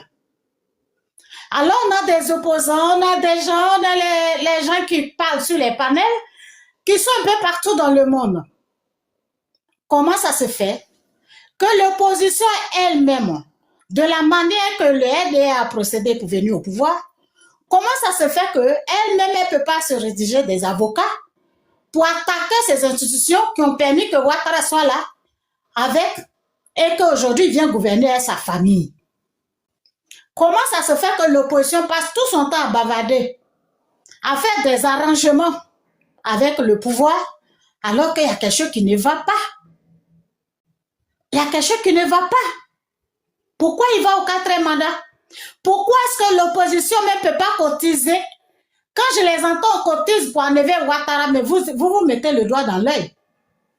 Vous n'avez pas vu comment Ouattara a pousser les racines. Vous pensez que c'est comme ça que vous allez l'enlever? Vous ne les entendez pas qu'après Ouattara, c'est Ténébrahima. Vous ne les entendez pas. Comment ça se fait que l'unique qui était avec Ouattara au Golfe, c'est eux qui disent ça, hein? Comment ça se fait que l'opposition, jusqu'à aujourd'hui, n'a pas constitué des avocats pour se défendre de poser une plainte auprès de ceux-là à l'international? Comment ça se fait que, même en Côte d'Ivoire, l'opposition même ne pose pas plainte contre le pouvoir? Que le monde entier les voit. Comment ça se fait que l'opposition même ne dépose pas plainte contre la France, qui a soutenu parce qu'on les a vus et qui continue de le soutenir? Vous êtes sur les panels. Vous pensez que vous êtes dans quelque chose que ça va être, bon, Wahi et moi, on va se mettre ensemble, on va se pardonner, et puis on s'en va enlever Ouattara. Vous êtes dans quoi? Vous les entendez pas? Avant les élections, là, ce qu'ils disent aujourd'hui, ce qui sort de leur bouche aujourd'hui, avant les élections, est-ce que ceux-là, ils parlaient comme ça? On était frères. Quand tu parles, non, on est entre nous, Ivoiriens, on est entre nous, sœurs. Ils sont passés, ils ont refait sortir les griffes. Et les griffes qu'ils vont faire pousser encore dans les 5 ans, là, vous serez étonnés. Donc, pour vous dire d'abord, ceux qui ont permis que ça, tout ça là soit là, déposez des plaintes d'abord contre eux, traduisez-les en justice d'abord, avec les preuves que vous avez de comment Ahmed gouverne la Côte d'Ivoire, de ce qu'il fait avec le peuple ivoirien, de comment Ahmed auquel il y a un mandat, si c'est constitutionnel. Quand ils ont voté comment on appelle, les constitutions, quand ils ont changé là, et puis ils sont allés au 10e siècle. Tapoter la famille, pardonnez, tapoter, sinon ils vont faire sauter, on va m'envoyer restitution, tapoter s'il vous plaît. Et puis ils sont allés au 10e siècle là, pour faire le mandat de 10e siècle là. On peut en parler. Donc, vraiment, ce qu'on dit, en Côte d'Ivoire, il n'y a pas d'opposition. Parce qu'elles sont là, quand l'autre va aller là-bas, l'autre va là-bas, l'autre va là-bas, l'autre va là-bas, à quel moment vous allez vous réconcilier pour enlever le pouvoir dans la main de Ouattara? À quel moment vous allez réfléchir à ça? Les Wahi qui sont responsables de communication, là, Wahi ne sait pas ce qui se passe. Wahi ne sait pas. Vous pensez que c'est la guerre, vous allez faire, puis on va encore perdre des vies? Non. Non. Il faut aller à la racine de l'arbre pour pouvoir pour ne plus qu'il repousse. Parce que c'est quand ils ont fait les gouvernements là, aucun opposant ne va être au pouvoir aujourd'hui. Aucun parti politique ne va être au pouvoir en Côte d'Ivoire et puis faire ce qu'ils ont fait. Jamais. Et puis ils vont accepter. Jamais. Mais on va avec ça.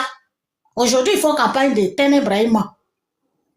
Est-ce que vous, là, vous êtes opposition dans Côte d'Ivoire, là? Ouattara a été aidé par la communauté internationale. Vous devez prendre des avocats partout dans le monde pour attaquer ces institutions-là parce qu'ils ont des bureaux. Au tribunal. Même en Côte d'Ivoire, déposer plainte aussi. Pour que Ouattara nous dise si c'est légal. Pourquoi est-ce que lui, il va gouverner avec toute sa famille? Ça ne se fait pas. La Côte d'Ivoire est un État. Et ça n'appartient pas à une famille. Ça appartient au peuple ivoirien. Quand il prête serment, il ne prête pas serment parce que sa famille l'a mis là. C'est une chose d'être chef de famille. C'est une autre chose d'être chef d'État. Déjà, des gens qui ne se comportent pas en chef d'État, vous parlez d'opposition. Ça n'existe pas. Ils sont tous en arrangement avec Ouattara. Donc, on continue avec ça et puis on se tait, on subit. Voilà. C'est dans ça que nous sommes. Je vais m'arrêter là.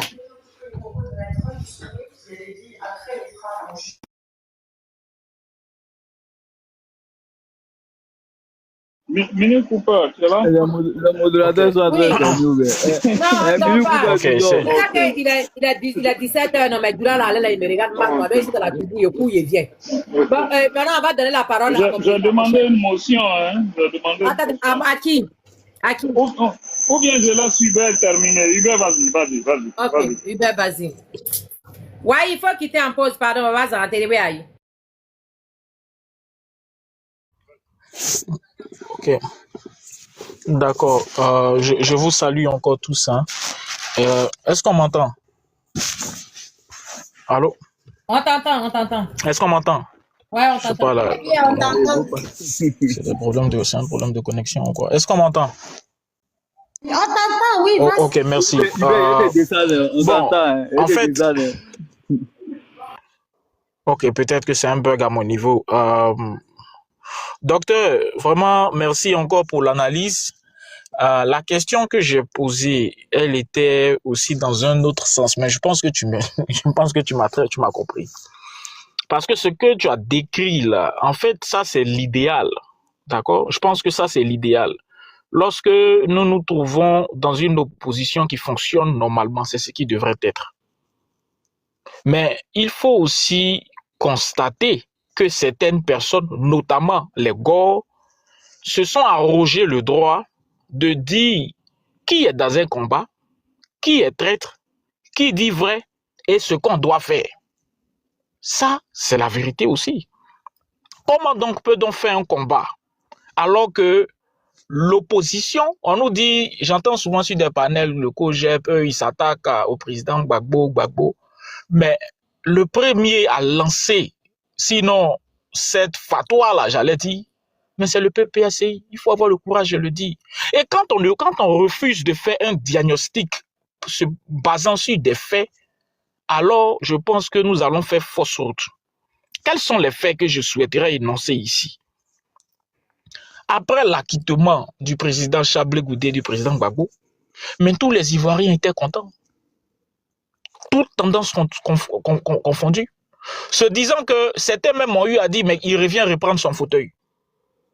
Parce que l'espoir qu'a suscité cette libération-là, cet acquittement-là, était trop grand. Mais qu'avons-nous constaté dès que nos autorités sont sorties? L'une des premières annonces était de nous informer que le compagnonnage entre lui et le président Chablé Goudé était terminé. L'autre était de nous annoncer que la demande donc de divorce avait été engagée. Mais en fait, quand on parle même de ça, les gens nous disent qu'on fait, c'est de la politique de foyer. Mais n'oubliez pas que Dame Simone Veil Gbagbo est d'abord politique, sinon elle est aussi politique. Et donc toute action dans ce sens-là aurait, et c'est normal que ça ait des répercussions politiques. Il ne faut pas le nier, c'est la vérité. Mais quand il rentre en 2021, ce que les gens font fi de ne pas savoir ou d'ignorer, mais c'est que le monsieur, depuis 2020, n'est plus sur la liste électorale. Mais dès qu'il rentre, sinon pendant que les gens même se sont battus en 2020, c'est lui, le président Gbagbo, qui avait lancé l'appel pour dire il faut que le président Bédié accepte de discuter, alors que le président Bédié était dans un combat. Rappelez-vous, en 2015, mais disons en 2020, mais toute l'opposition, pour une fois, était unie. Unie. On avait eu EDS, vous vous rappelez du ministre Afinguessan? Tout le monde était uni et unanime. Quand à 2 jours, 3 jours des élections, P44 est sorti et il a dit non, que lui ne prend position pour aucune personne. Il leur demande de s'asseoir et de discuter.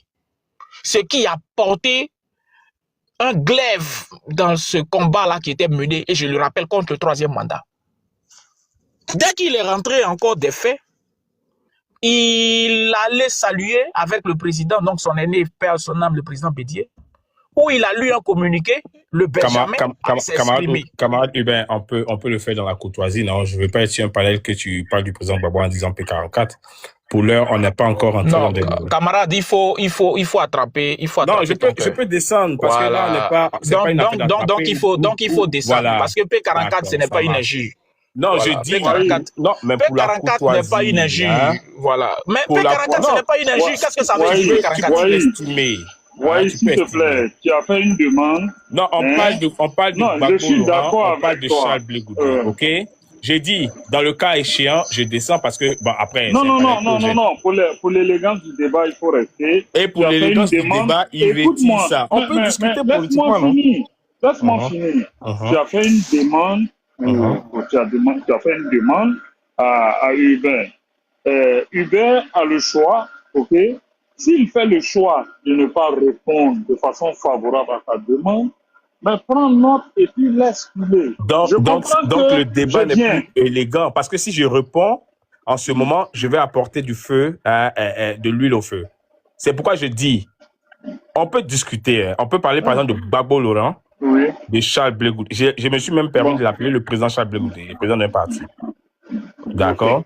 Voilà, c'est pas parce que je peux pas être violent. Et puis, pour la nature du débat, non, il va enlever et puis moi je vais rester. Pour la nature du débat, par exemple, ici, là, on est en train de parler de quelque chose de, je veux dire, intéressant. Et puis on est en train de le dire posément. Il y a des débats où il faut feu, flamme, et bon, ça c'est autre chose. Si c'est ce qui doit se faire, vous nous dites, et puis bon, nous autres, on ne veut plus assister au feu, flamme aussi. En fait, le camarade Wahi a eu, et sinon il a sur le panel, un comportement d'ego. Et moi, le comportement d'ego m'horripile. Je veux être franc. On a dit ici, Bappé, Zadi Grégoire, Woody de Mama. En quoi P44 est une injure? Il faut éviter de... Non, attends, si je ne peux pas parler, bon, je fais mon micro et puis j'avance. Camarade, mais il faut fermer ton micro, mais je comprends pas. Je ne sais pas pourquoi tu es si fébrile par rapport à P44. C'est pas une injure? Non, tu sais que... Je pense que le docteur a répondu. Mini, tu peux pas le dire. Moi, je pourrais te reprocher la même chose. Hein. Lorsque tu appelles le président Draman, on te dit que son nom c'est Alassane Ouattara, mais tu continues de dire Draman. Donc, le jour, le camarade, il va dire Koudou. Le jour, il dit Koudou. Le jour, il dit Gbagbo. Il dit Laurent. Il faut nous laisser continuer. Non, j'ai dit Koudou, Gbagbo, Laurent. Je ne sais pas où est l'injure, ou bien où est l'ironie, où est la signification. Mais IP44, c'est pas une injure. Mais attends, voilà. je suis sur le panel avec vous, je peux faire des objections. Ou bien non, si tu as le droit, tu l'as fait, le docteur t'a donné une réponse. Maintenant, laisse non, docteur ne répond pas à mon objection. Docteur me demande de rester pour l'élégance du débat. Et je dis pour l'élégance du débat, il y a des thèmes. L'élégance veut dire quoi? Regarde, on est sur des panels où on parle de mon président en tant qu'interprète. Mais je reste là, je l'ai non, on est ici, Mini Cooper, regardez le rapprochement que vous faites. Ou bien, c'est parce que c'est Hubert qui parle. Même si c'est Ahmed, ça n'a rien à voir. Laisse parler. Docteur dit élégance. Quand il finit, tu vas lui répondre, s'il te plaît. Et quand je vais lui répondre, j'utilise aussi des insanités ou bien des mais l'insanité est où? Je dis, pour moi, P44, c'est des... Maintenant, si ça te plaît d'insulter, tu vas insulter. Je pense non, que ça me plaît pas parce que je veux pas qu'on... Voilà, il n'est pas en train d'insulter, laisse-le finir. Oui, P44, ça veut dire quoi? Mais justement, pour moi, c'est chosifié. Pour moi, c'est chosifié. Voilà. Il donne un indice à Gbagbo Laurent. Il donne un indice. P44, c'est pas le nom d'un objet. Laisse couler, s'il te plaît. Comme un prévenu et autres. Non, Gbagbo Laurent a été acquitté. Hein. Tu peux fermer les micros. C'est pas le projet qui va le dire. Ou bien, bon, on ne fait pas le débat. Moi, je sais pas. Paisiblement, très honnêtement. Mais je me rends compte que tu n'as pas envie de le laisser. Maintenant, je peux être gore, je peux être... Ferme ton micro, s'il te plaît, Tu n'es pas en train de me donner... Ferme ton micro. Oui, un peu aussi. Ferme ton micro, s'il te plaît. Le sujet est très important. Non, gardons la courtoisie. Parlons-nous les uns. Christelle m'a laissé la modération. Si je ne t'inviens pas, ça ne sera pas intéressant. Docteur, tu es d'accord avec moi que ce n'est pas pour toi, n'est-ce pas? Mini Cooper, vas-y, nous sommes tous responsables ici. Non, c'est parce que j'ai bien un cas. On pourra s'entendre. Parce que je peux continuer. Rien du tout, je n'encourage rien du tout. Je suis en train de dire à toi, c'est pas bien, c'est pas gentil, ok? Qu'est-ce qui n'est pas gentil? Qu'est-ce que j'ai dit? Non, un peu de courtoisie, s'il vous plaît. S'il y a un thème... Même dans ta Wahi, laisse-le finir, s'il te plaît. Si tu veux, faut appeler Charles Blé Goudé le traite. Si tu veux, faut l'appeler. Mais il faut même pas que je l'appelle comme ça pour garder l'élégance du débat. Non, il faut le laisser. Tu peux pas donner des ordres aux gens. Allez. Non, pas ordre. Donc il faut laisser, il dit, ça fait Christelle, c'est un prophète. Je suis monté depuis, Christelle, s'il te plaît. Mais il faut je te laisse reprendre la main. Depuis, je suis monté. Quand même la veille d'affaire là, il vous laisser ici. C'est à cause de ça là. Ma tête a tu sais, Tu as Non, il l'habitude n'y a de pas de faire les problème. débats. Il n'y a pas de problème. Laisse-le finir. Il peut Et le puis dire. maintenant, Il peut le tu dire. vas réagir. Laisse-le Il peut le finir. dire. Tu demandes Il peut pas le ce que toi-même dire. tu fais pas. Tu Il demandes peut pas le ce que toi-même dire. Est-ce tu fais qu'on pas. peut Toi-même fermer là, le micro? quand Il peut on le t'a dire. appelé Il n'y le a pas de président problème. Draman, on te dit non, tu as toujours dit non de l'appeler Alassane Ouattara. Tu as toujours refusé. Tu Il appelles le nom s'appelle que tu veux. Alassane Draman Voilà. Ouattara. Donne-moi un Tu indice appelles que le je nom lui que ai tu veux. donné, ou Draman, bien c'est le nom un de genre notre de père, chose c'est ton nom, mais que tu je lui ai appelles le nom que donné. tu veux. Voilà, donc Bon, accepte. merci beaucoup. Ahmed, Merci beaucoup. Ahmed, On va rester dans la courtoisie. On va fermer le micro. Oui, mais Voilà, On va laisser. C'est pas sur la seule base de leurs émotions, de leurs avis. Est-ce que c'est normal dans un pays? Je continue parce que c'est sur ça que j'étais arrêté, pour dire que quand il est rentré, alors que tous les Ivoiriens avaient espoir que son retour allait permettre une redynamisation de la gauche, mais il nous a dit que son rôle n'était pas de rassembler la gauche, que son rôle était de mener son parti au pouvoir. P44, il a dit. Il nous a encore dit que c'était une erreur de ne pas être adlé aux élections pendant que lui, il était en prison. Et que cette erreur-là, il ne va plus la commettre. Mais pendant qu'il était en prison, là, c'est lui-même qui dit qu'il a fait acte de candidature pour être président du FPI, non? Bon, quand il était en prison, il ne savait pas qu'il fallait aller aux élections. Mais quel était donc l'objectif pour lui d'être, étant en prison, de postuler ou de candidater à la présidence du FPI, qui a sémé et qui a disloqué ce parti-là? On ne peut pas en même temps prêcher une chose et son contraire. On ne peut pas en même temps vouloir l'union et œuvrer pour la division. Moi, je veux qu'on pose un diagnostic vraiment sans émotion. Le président Charles Goudé, il n'a fait que se défendre. Mais quand il est rentré, rappelez-vous, le premier entretien, interview qu'il a donné c'était avec NCI. Mais qu'est-ce qu'il a dit? Il dit, les gens m'accusent d'avoir divisé les Ivoiriens. Je vais donc rentrer en Côte d'Ivoire pour recoudre le tissu qui a été déchiré. Puisqu'on dit que c'est moi qui ai fait. Il est rentré, il a fait une tournée pour demander pardon aux Ivoiriens, pour rassembler les Ivoiriens. Mais voilà des faits. Mais pendant ce temps, de l'autre côté, il y avait une campagne de diabolisation pour dire que le président Charles Goudé était allé à La Haye pour témoigner contre P44. Pour dire que non, il marchait avec nous, il marchait avec le RHDP, ils étaient avec eux au sens propre comme au sens figuré. Mais regardez à chaque fois qui a porté le glaive dans la division, le glaive de la division, même leur ancien camarade, comment il s'appelle, le ministre aujourd'hui du Bénet, là, son nom m'échappe, Awadon Melo. Mais Awadon Melo, à quelques jours des élections, mais quelqu'un qui marchait avec eux, qui était avec eux, a été qualifié de traître. Mais pourquoi nous refusons de faire le diagnostic? Moi, pour ma part, je pense que il faut être vrai, il faut être factuel. Quand on regarde les faits, là, le parti qui a œuvré le plus au maintien du RHDP, mais c'est le PPACI. Je le dis sans faux fuyant. Nous avions une chance vraiment très grande. Le P44, les premières élections qui se passent lorsque lui, il est en Côte d'Ivoire. Pourquoi a-t-il refusé de soutenir ne serait-ce que quelqu'un? Les gens disent, mais vous là, est-ce qu'il est obligé? Vous êtes de l'opposition, vous auriez pu convaincre. Qui a empêché les autres Ivoiriens de sortir? Ils oublient en même temps qu'ils ont lancé des mots d'ordre pour dire qu'il n'y aura pas des élections. Ils ont appelé des gens à sortir, à boycotter, à saboter ces élections-là. Mais rappelez-vous des panels qu'il y a eu. On a eu des panels où des gens même montraient comment il fallait, je veux dire, casser les caméras. Mais comment voulez-vous que des Ivoiriens puissent aller donc à ces élections-là? Même mieux. Les mêmes ont boycotté les élections passées et donc ont même dit à leurs militants de ne même pas aller se faire enrôler. Mais donc, qui est-ce qui allait aller voter? N'aurait-il pas fallu donc demander aux gens d'effectivement... Voilà, désolé, hein, voilà. N'aurait-il pas fallu de demander aux gens, mais lorsque la révision de la liste électorale était en train d'être faite, mais massivement d'aller se faire enrôler? Mais comment on peut récuser une CEI et puis y envoyer son représentant?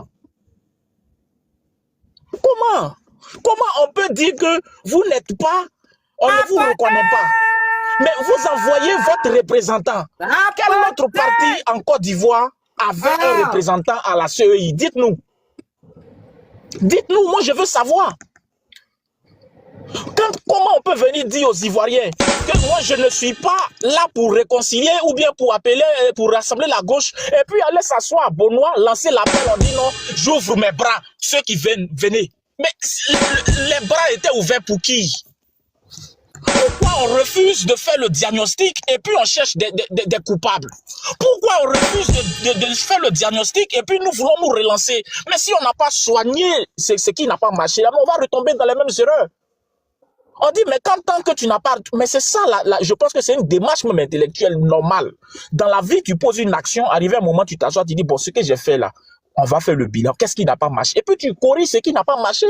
Mais voilà des gens qui, depuis 2011, refont les mêmes choses, mais s'attendent à un résultat différent.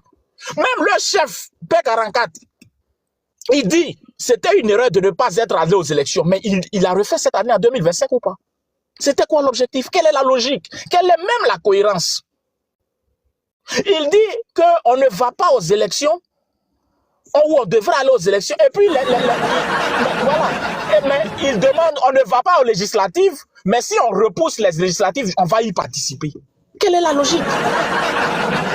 Tu ne veux pas aller aux élections législatives, mais tu demandes son report. Mais le report allait servir à quoi?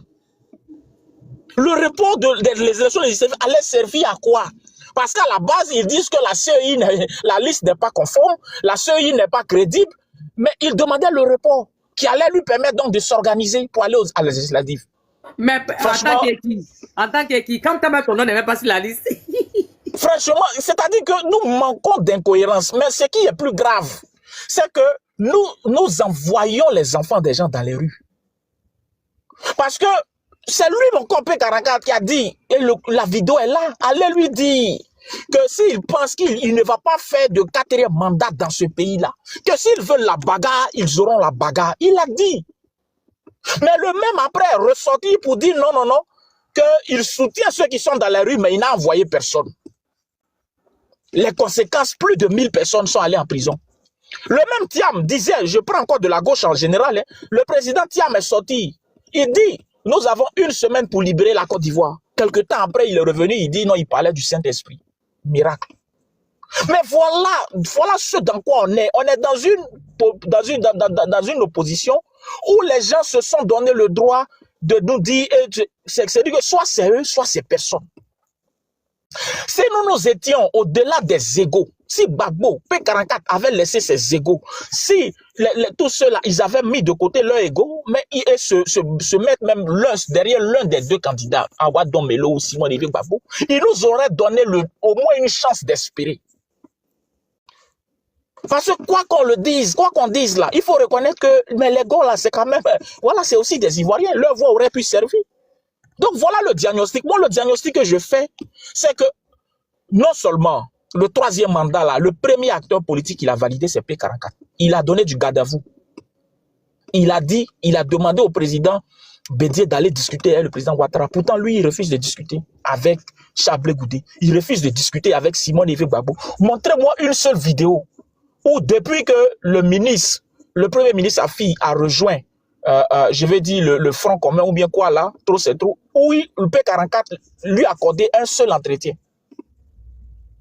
Montrez-moi une seule vidéo. Alors que lui, il a fait une vidéo officiellement pour annoncer qu'il intégrait donc le trop c'est trop avec le FPI. Mais jamais il ne l'a reçu. Mais au contraire, ce qu'il a eu à faire, c'est qu'il a rencontré tous ceux qui avaient été écartés des élections présidentielles, notamment Vincent Tobi, Assalé Tiemoko, alors que ces derniers-là étaient dans des dispositions pour soutenir l'un des opposants. Mais dès qu'ils ont fini cette rencontre-là, remarquez que eux tous se sont braqués et ils ont dit qu'ils ne se sentaient pas concernés par ces élections-là. Qu'est-ce qui avait changé? Quel est le point commun? Ils ont tous rencontré P44. Moi, je veux le dire, et je veux le dire sans état d'âme, et de façon claire. À chaque génération, son combat. P44, il a mené un combat. Il faut qu'il puisse comprendre que les Ivoiriens ont besoin d'autre chose. Les Ivoiriens demandent autre chose. Les Ivoiriens demandent à ce qu'on puisse privilégier leur vie et de faire la politique de façon saine. Le fait de discuter, mais avec le RHDP là, mais je pense que c'est la seule manière pour nous de démontrer leurs incohérences. Quand je discute avec Ahmed, mais quand il va annoncer une idée, mais c'est comme ça qu'on peut prouver que et démontrer aux Ivoiriens qu'il n'y a pas de pertinence dans ce qu'ils disent. Mais on entend des gens nous dire que le fait de discuter avec eux, ça veut dire qu'on est avec eux. Regardez, c'est cette politique-là que nous voulons. Le diagnostic étant posé tel que je viens de le faire là, quelles sont les solutions? La première des solutions pour moi, c'est de dire qu'il faut un langage de vérité et de sincérité. Il faut que le PP Caracat, en tant que patriarche, puisse pour une fois prendre ses responsabilités. Pour une fois. Pour une fois. Voilà. Parce que les exemples sont légion. Je n'ai pas envie d'en citer ici. Parce que dans l'histoire, on en trouvera. Où il va dans lui-même au FPI, il mange chez l'autre et puis il dort chez l'autre. Parce que les deux ne se parlent pas.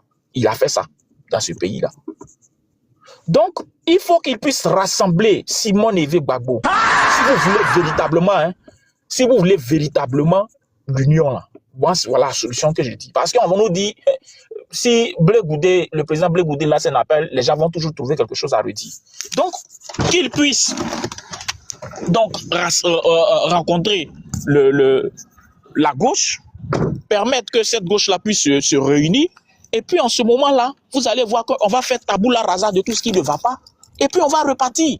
Mais tant que nous allons rester dans ce truc-là, nous pensons que la clarification se situe à deux niveaux. Un, comprendre qui est véritablement pour le changement. Est-ce que les actions du président Gbagbo ont permis de nous donner une chance d'aller à ce changement dont nous tous rêvions? Non. Est-ce qu'il est en capacité de nous apporter ce changement que nous attendons tous? Je pense que la réponse est non. Est-ce qu'il nous faut trouver un autre leader? Oui. Si c'est Simone Eve Gbagbo, si c'est Awa Dombelo, ben, il n'y a pas de problème. Voilà. Mais il faut tourner la page des effectifs. Moi, j'ai dit, je n'insulte pas, je ne vais jamais insulter. Mais ceux qui sont chefs, ceux qui ont donné et qui se sont arrogés le droit de dire qui est opposant, qui ne l'est pas là, c'est le PPACI. Ceux qui nous attaquent là, nous, on va pas leur venir, on va pas les caresser. Tu ne peux pas venir traiter mon leader, mon président, de quand même moins que rien, et puis attendre de moi que je puisse accorder du respect à ton président. Ça n'a aucun sens. Donc voilà la situation de la gauche. Voilà. C'est vrai que ce que le docteur a dit, ça c'est l'idéal, ce que nous voulons. Mais en Côte d'Ivoire, la réalité est que nous avons deux types d'opposants. Un type qui eux là ont le droit de dire qui est opposant, et un autre type qui ne doit marcher que dans les pas de ceux qui disent qui est opposant ou qui ne l'est pas. Voilà la réalité. Pendant ce temps, mais le RHDP construit son lit. On refuse un quatrième mandat, mais on prend la rente viagère du quatrième mandat. Comme on a refusé un troisième mandat, mais on prenait la rente viagère du troisième mandat. Voilà, autant d'incongruités. Moi, j'appelle tous à la cohérence, à la clarté dans la position que nous prenons et à comprendre que nos ambitions ne sont pas au-dessus de la vie des Ivoiriens. P44 là, ce n'est pas le centre, ce n'est pas l'épicentre.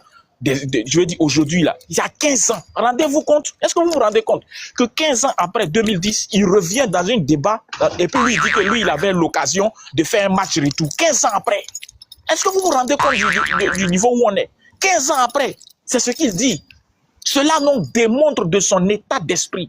Et moi je pense que ce n'est pas celui-là qui pourra amener la réconciliation en Côte d'Ivoire. Je suis désolé de le dire, mais c'est mon constat à moi. Voilà, je veux dire aux gens et aux gars qui sont sur le panel là. Moi, j'ai dit, les gars, vous êtes des vauriens. Les ados moutons, vous êtes des nullards. Et tous ceux qui sont des pro-Gbagbo, moi, je vous salue. Tous ceux qui sont de la société civile, la vraie, tels que docteur ici, je vous salue. Voilà, il faut avoir des forces de proposition et il faut arrêter de dessiner des cartons rouges et des cartons jaunes parce qu'il n'y a pas d'habit. Le seul habit, c'est le peuple de Côte d'Ivoire. Et la seule intention que nous voulons, c'est de pouvoir vivre en paix dans notre pays. Voilà. Les RHDP, là, ils ne vont pas aller vivre sur Mars. Ils vont vivre ici. Le seul truc, c'est qu'il faut que nous arrivions à leur faire comprendre que le pays, là, eux-mêmes, là, ils souffrent de toutes les mesures qui sont prises là. On n'importe pas les voitures. Pourtant, ils sont dans le transport. Ils vivent ça. Mais ils ont peur parce qu'ils se disent que s'ils ne sont pas là ou si Ouattara n'est pas là, alors ils ne pourront pas être leur vie en danger. Il faut les rassurer et puis apporter des solutions politiques. Parce que nous sommes dans la politique et non dans une histoire d'ethnie ou de région. Merci.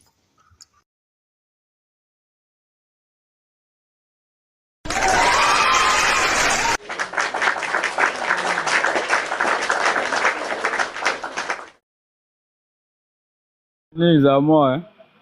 Vas-y. Je laissais la main à Christelle. Hein. Je suis un peu occupée. Ah, ok, voilà. Donc, docteur pense que je fais du charlatanisme politique, mais moi, je me projette toujours. Tu sais, en 2024, lorsque je disais que le président Laurent Gbagbo, depuis son retour, œuvrait véritablement, en tout cas, toutes les actions qu'il posait, œuvrait véritablement à consolider la victoire du président Alassane Ouattara. Je l'ai dit depuis 2024. aujourd'hui, docteur, tu conviens avec moi que toutes les actions qu'il a posées, véritablement, sont allées dans le sens, véritablement, de faire en sorte que le RADP puisse aller sur le roue libre, comme toi-même tu t'en le dis. Donc si je te dis aujourd'hui que d'ici 2030, quand je fais l'analyse politique aujourd'hui, moi je vois 3 partis politiques véritablement qui sont, pour moi, hein, qui sont véritablement dans cette nouvelle manière de faire la politique, qui sont en train d'écrire cette nouvelle, qui sont en train de s'inscrire dans cette nouvelle page de la vie politique ivoirienne. Mais moi, je vois un Charles Blé Goudé aujourd'hui qui se positionne comme le leader de la gauche. Je vois un Gbagbo Laurent qui est à la porte de sortie. Autour de lui, je vois personne d'autre.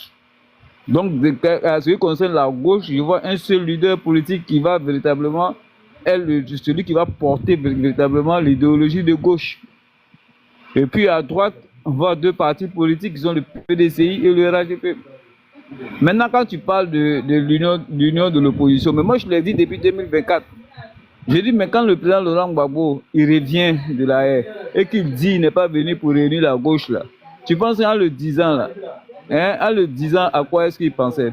C'est parce que vouloir réunir la gauche là, parce que quand on parle de gauche là, il y a des figures clés quand même de la gauche. On ne peut pas parler de la gauche en Côte d'Ivoire sans parler de Simone Levé Gbagbo. On ne peut pas parler de la gauche en Côte d'Ivoire sans parler de Charles Blé Goudé. Est-ce que tu comprends? Donc quand il arrive et qu'il sait qu'il ne peut plus s'asseoir à la même table que Simone Levé Gbagbo et qu'il ne peut plus s'asseoir à la même table que Charles Blé Goudé, c'est une manière de te dire qu'il ne va jamais composer avec Charles Blé Goudé et Simone Levé Gbagbo. C'est pourquoi il a dit qu'il n'est pas venu pour réunir la gauche. Il n'y avait pas autre raison que ça. Parce qu'il était dans une nouvelle vie qui le permettait. Voilà, cette nouvelle vie dans laquelle il est ne permet pas de s'asseoir à la même table que Simone Gbagbo. Ne permettait pas de s'asseoir à la même table que le fils de Simone Gbagbo, qui est Charles Blé Goudé. C'est clair, c'est tout. C'était pas politique, en fait. Voilà, c'est dans cette dynamique qu'il est jusqu'aujourd'hui. Donc, comment voudrais-tu aujourd'hui? On appelle ça par caprice. On appelle ça par caprice. Hein? Mais c'est que j'ai dit par caprice. Voilà. Ce que je dis aujourd'hui, là, je l'ai dit il y a 2 ans de cela. Non, ne dis pas que c'est par rapport à l'actualité que je le dis. Je l'ai dit il y a 2 ans de cela. Et que celle aujourd'hui qui tient véritablement les rênes du PPRCI, là, mais tu penses qu'elle là, elle peut s'asseoir à la même table que Simone Levé Gbagbo? Je ne pense pas. Tu penses qu'elle va vouloir s'asseoir à la même table que Charles Blé Goudé? Je ne pense pas. Donc c'est impossible qu'il y ait cette union entre le PPRCI et le COJEP par rapport à une seule personne. Et ça, tu connais cette personne. Donc ne viens pas dire des choses que toi-même tu sais que c'est impossible. Voilà. Moi je reste convaincu, docteur, oublie l'ancienne page. Il y a une nouvelle page qui est en train de s'ouvrir. Les Ivoiriens qui sont véritablement des leaders. Parce que c'est pourquoi je voudrais véritablement que on éduque les Ivoiriens sur la connaissance de ce qu'on appelle les idéologies politiques. Il faut que les Ivoiriens apprennent à adhérer aux partis politiques selon leur idéologie politique. Quand les Ivoiriens, on va parvenir à cela, les Ivoiriens pourront suivre des leaders politiques selon leurs propres convictions de l'idéologie politique. Si tu es de gauche, tu vas forcément suivre un leader de gauche. Si tu es pour la politique de droite, tu vas suivre un leader de droite. Quand c'est comme ça, on se met au-dessus de tout ce qui est l'idolâtrie et autres. Tout ce qui est la politique régionale et autres, tout ce qui est la politique ethnique. On se met au-dessus de cela. On part maintenant sur la politique idéologique qui est basée sur l'idéologie des leaders politiques. Quel est le projet de société? Et c'est en cela qu'on est en train de venir. Parce qu'aujourd'hui, là, docteur, la population ivoirienne, là, elle est composée, je l'ai déjà dit, elle est composée à 70% de jeunes de moins de 35 ans. Moi, aujourd'hui, là, quand je discute avec mes enfants, j'ai au moins 2 enfants qui sont électeurs, mais quand je discute avec eux, là, mais leur pensée, et puis la pensée que nous on avait avant, c'est totalement différent. C'est totalement différent. Aujourd'hui, les enfants même ne suivent même pas forcément ce que leurs parents suivaient.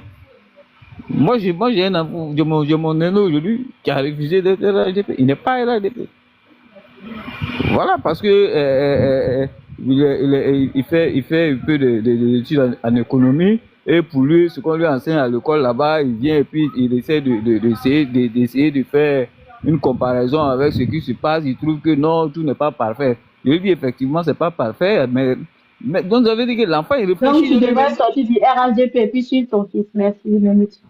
Quoi ça? J'ai dit, donc quoi, tu devais sortir du RHDP puis suivre ton fils. Mais non, je suis en train de le convaincre pour qu'il vienne, il rentre au RHDP. Voilà. Donc ça veut dire que c'est pas systématique au fait. Donc ça veut dire que j'ai les si voilà. Tu en parles comme ça avec nous aujourd'hui, ça veut dire que l'enfant, quand toi-même tu réfléchis, le petit il s'en fout de tout. Voilà, tu sors.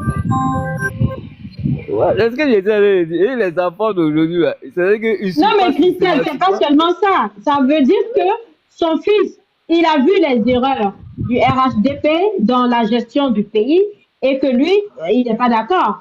Voilà, et je pense qu'il a dû te donner des éléments. Non, il est un peu dans la théorie. Il est un peu dans la théorie et puis ce sont droits. Mais la théorie n'est pas très loin de la pratique aussi, hein, frère. Voilà. Oui, maintenant c'est moi, maintenant, je suis en train de lui montrer la pratique et de le convaincre de ce qu'est chaud pour qu'il comprenne et qu'il revienne au RHDP. C'est pour vous dire que c'est pas systématique. La jeunesse d'aujourd'hui, elle ne suit pas de façon systématique. La jeunesse d'aujourd'hui, elle cherche à comprendre, elle cherche à réfléchir d'elle-même. Donc, ça veut dire que c'est pas parce que les jeunes vont suivre de façon, parce que tu es du Nord, tu es un leader du Nord, ils vont te suivre systématiquement. Cette jeunesse d'aujourd'hui ne suivra pas comme ça. C'est pourquoi j'ai donné l'exemple de mon propre fils, que moi-même, je suis en train de convaincre pour qu'il puisse véritablement adhérer à la conviction que moi j'ai. Mais avant, ça se fait de façon systématique. Tu viens, tu trouves ton père, tu le suis de façon systématique. Comme tu viens, tu trouves un leader du Nord, tu es du Nord, tu le suis de façon systématique. Mais c'est ce qui est en train de cesser. C'est ce qui est en train de cesser. Et aujourd'hui, là, si tu n'as pas compris ça, mais ton parti politique va disparaître. Et c'est le cas aujourd'hui du PPACI. Le PPACI aujourd'hui est inexistant. Moi, quand je regarde le PPACI, je ne vois véritablement pas autour du président Laurent Gbagbo quels sont les cadres qu'il a construits. Je ne vois pas. Il y a pratiquement, c'est un vide autour de lui. Hein? Et la seule personne qui restait, c'était qui? Stéphane Kipré. Stéphane Kipré, aujourd'hui, il a été radié du PPACI. Il en reste qui? Je vois un directeur du cabinet qu'on connaît, que personne ne connaît, qui vient aujourd'hui parler au nom du PPACI. Donc aujourd'hui, ça veut dire qu'aujourd'hui, le PPACI, de façon structurelle, n'existe plus. N'existe plus. Si c'est Nadi Bamba qui doit parler, faire des tournées au nom du PPACI, alors qu'elle n'occupe aucun poste dans la direction du PPACI. Donc ça veut dire que c'est fini pour ce PPACI-là. Donc, docteur, quand je dis que moi, je vois en 2030, en tout cas, je vois 3 partis politiques. Je vois un parti de gauche et 2 partis de droite qui vont recomposer véritablement l'atmosphère politique en Côte d'Ivoire. Mais je le dis à partir d'analyse, à partir des faits que je vois aujourd'hui. Hein. Comme je l'ai fait hier, et puis aujourd'hui, ça me donne raison. Voilà, donc ça n'a rien à voir avec du charlatanisme, c'est la réalité que j'analyse. Et puis moi, je suis sur le terrain ici. Je sais au moins ce que pense la jeunesse ivoirienne, ce que pensent aujourd'hui les Ivoiriens. Parce que moi, j'ai la chance quand même de tourner quand même, hein, de sillonner quand même toutes les régions de Côte d'Ivoire. On discute avec les jeunes, on va s'asseoir souvent dans des lieux populaires où les jeunes sont, on discute avec eux. Voilà, on voit leurs aspirations, on comprend leurs aspirations. Aujourd'hui, cette jeunesse-là ne peut plus être... si tu veux pratiquer la même politique il y a 20 ans, mais tu te trompes. Cette jeunesse veut comprendre avant d'adhérer. Avant, c'était pas comme ça. Avant, on adhérait de façon systématique. Avant, on adhérait par rapport... Ahmed, comment tu as chuté pour qu'on passe ta parole, voilà. s'il te plaît? Avant, on adhérait par rapport au nom du leader. Avant, on adhérait par rapport à l'appartenance religieuse. Avant, on adhérait parce qu'on est venu trouver son père qui était là-bas. Mais maintenant, ce n'est plus le cas. Les jeunes d'aujourd'hui veulent réfléchir. Les jeunes d'aujourd'hui veulent décider d'eux-mêmes. Les jeunes d'aujourd'hui veulent comprendre ce que tu proposes pour eux avant de véritablement décider. Et donc, moi, je pense qu'à partir de 2025-2030, on va tous sur une nouvelle page et véritablement chacun avec des arguments que chacun pourra véritablement convaincre pour 2030. Merci. Je ne sais pas si je peux... J'avais émis une motion, mais la motion Ahmed et tous les autres ont intervenu. Bon, Voilà. Moi, je comprends bien ce que vous dites, hein. Mais primo, je veux noter que ma préoccupation est vraiment loin, de loin, l'unité de l'opposition. Moi, je veux dire, cette conception-là de l'opposition en termes d'unité et tout, c'est une conception qui est caduque pour moi, parce que je pense que tous les partis politiques doivent prendre leur indépendance d'un certain nombre de figures politiques. Voilà. Moi, la conception de l'opposition, la conception que je me fais de l'opposition, quand je parle là, je parle de partis politiques qui vont aller de façon individuelle mener un certain nombre d'actions. Nous sommes tous ici en Europe, dans tous les pays que vous verrez là. Il n'y a pas forcément, j'utilise l'expression forcément, il n'y a pas forcément des pays où toute l'opposition est réunie en un bloc pour combattre le pouvoir en place. Ça se fait après à l'Assemblée nationale. Mais dans les actions du quotidien, c'est des partis qui mènent leurs actions de façon individuelle. Voilà. La seule différence et la note que moi je veux apporter, c'est que je veux que ces partis d'opposition-là aient le focus sur le parti au pouvoir, parce que s'il y a parti politique, c'est parce qu'ils ont été créés dans l'optique, dans l'objectif de venir au pouvoir. Alors, on ne peut pas venir au pouvoir en groupe parce que le tabouret à la présidence ou le fauteuil à la présidence n'est pas un banc, c'est une seule chaise. Voilà. Donc, cette conception de l'unité-là, moi, je ne la vois pas de cette façon. Moi, ma proposition et ma préoccupation, c'est que l'opposition laisse le combat, ce que je pourrais appeler, à mon sens, c'est le combat, et se préoccupe de régler des problèmes personnels, des problèmes internes, des problèmes en interpartie. Vous voyez 3 types de problèmes que j'ai cités. Et je pense que cela n'est pas le premier souci de la population ivoirienne ou le rêve de la population ivoirienne. Voilà. Maintenant, effectivement, Ahmed, au vu du constat que tu fais, la projection que tu fais, elle est noble. Christelle, désolé, docteur Christelle, faut accepter la demande de réalité et dit il a fait une demande. Oui, effectivement, il a fait une demande. Christelle, s'il te plaît, accepte sa demande. Voilà. Donc, il y a cela. Moi, je veux revenir sur un certain nombre de choses pour recadrer ce que je suis en train de dire. Je dis, par exemple, au temps du RHDP, au lieu de s'en prendre aux autres partis comme le PIT, ce que le monsieur du PIT faisait ou ce que monsieur Anaki Kobena faisait dans son parti, ce qui les préoccupait, c'était la politique pour venir au pouvoir. Et notamment, je peux prendre des exemples simples, ils ont fait de la diabolisation. Voilà, on peut appeler comme on veut, ils ont fait de la désinformation, du soft power, de la diabolisation, mais ils ont fait des choses. Vous avez cité tous ici l'article 125. Ouais, c'était une chose pour casser la personnalité politique de Charles Blé Goudé. Quand on lui a attribué un certain nombre de faits des jeunes patriotes, est-ce que Blé Goudé se baladait dans les rues pour être jeune patriote? Non. Il était peut-être le chef, mais les actions posées par ces jeunes, vraies ou faux, fondées ou pas, lui ont été attribuées à tort ou à raison. Les gens l'ont défini comme instigateur des violences. C'est ça la diabolisation d'un homme politique. Quand ils ont pris M. Bédier, ils l'ont collé l'ivoirité et les détournements. Quand M. Gbagbo, ils lui ont collé l'ivoirité, les détournements filières café-cacao, le clientélisme, le laxisme et les milices, et même le braquage de la BCAO. Quand vous allez voir le GPS, il a été collé au GPS rébellion, crime de guerre et coup d'État. C'est des figures politiques qui sont déjà déconstruites d'une certaine façon et qui va amener à un point. Docteur, oui. pardon. Excuse-moi. Oui. Pour Soro Diom, là, c'est pas quelqu'un qui l'a appelé rebelle. C'est lui-même qui a dit. J'ai compris. J'ai compris. D'accord. Mais pour Soro Diom, il a reconnu pour lui. Donc, on ne met pour lui dedans, pardon. Merci. J'ai compris. J'ai compris. Il n'y a pas de souci.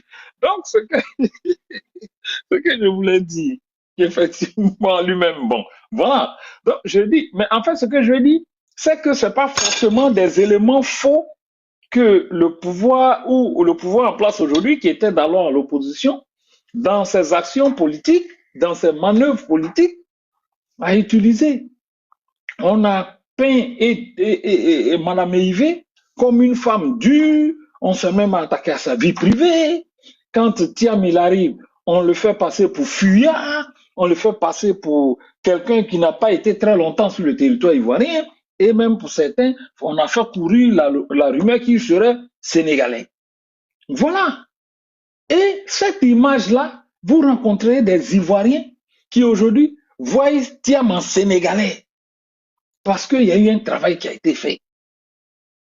Moi, ce que je veux dire, c'est que il faut que l'opposition aussi, effectivement, puisse s'asseoir chaque parti et mener des actions qui vont fragiliser, Ahmed, tu m'excuses, je parle sur le thème politique, qui vont fragiliser l'hégémonie politique du RHDP en Côte d'Ivoire.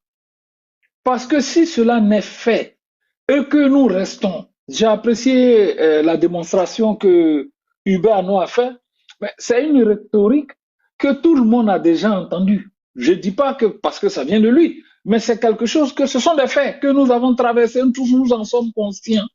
Voilà. Mais aussi longtemps que nous concevrons l'opposition en termes de rassemblement avant d'aller combattre ou avant d'aller lutter pour la prise du pouvoir de façon démocratique, pour la transition politique démocratique, mais on va tourner en rond. Parce que cette union-là, elle est, comme tu l'as dit d'ailleurs, moi je dis, c'est une vue de l'esprit. Parce qu'aujourd'hui, M. Laurent Gbagbo est dans son game. M. Affi N'Guessan est dans son game. Mme Eivé, elle est dans son coin. Chacun a ses préoccupations.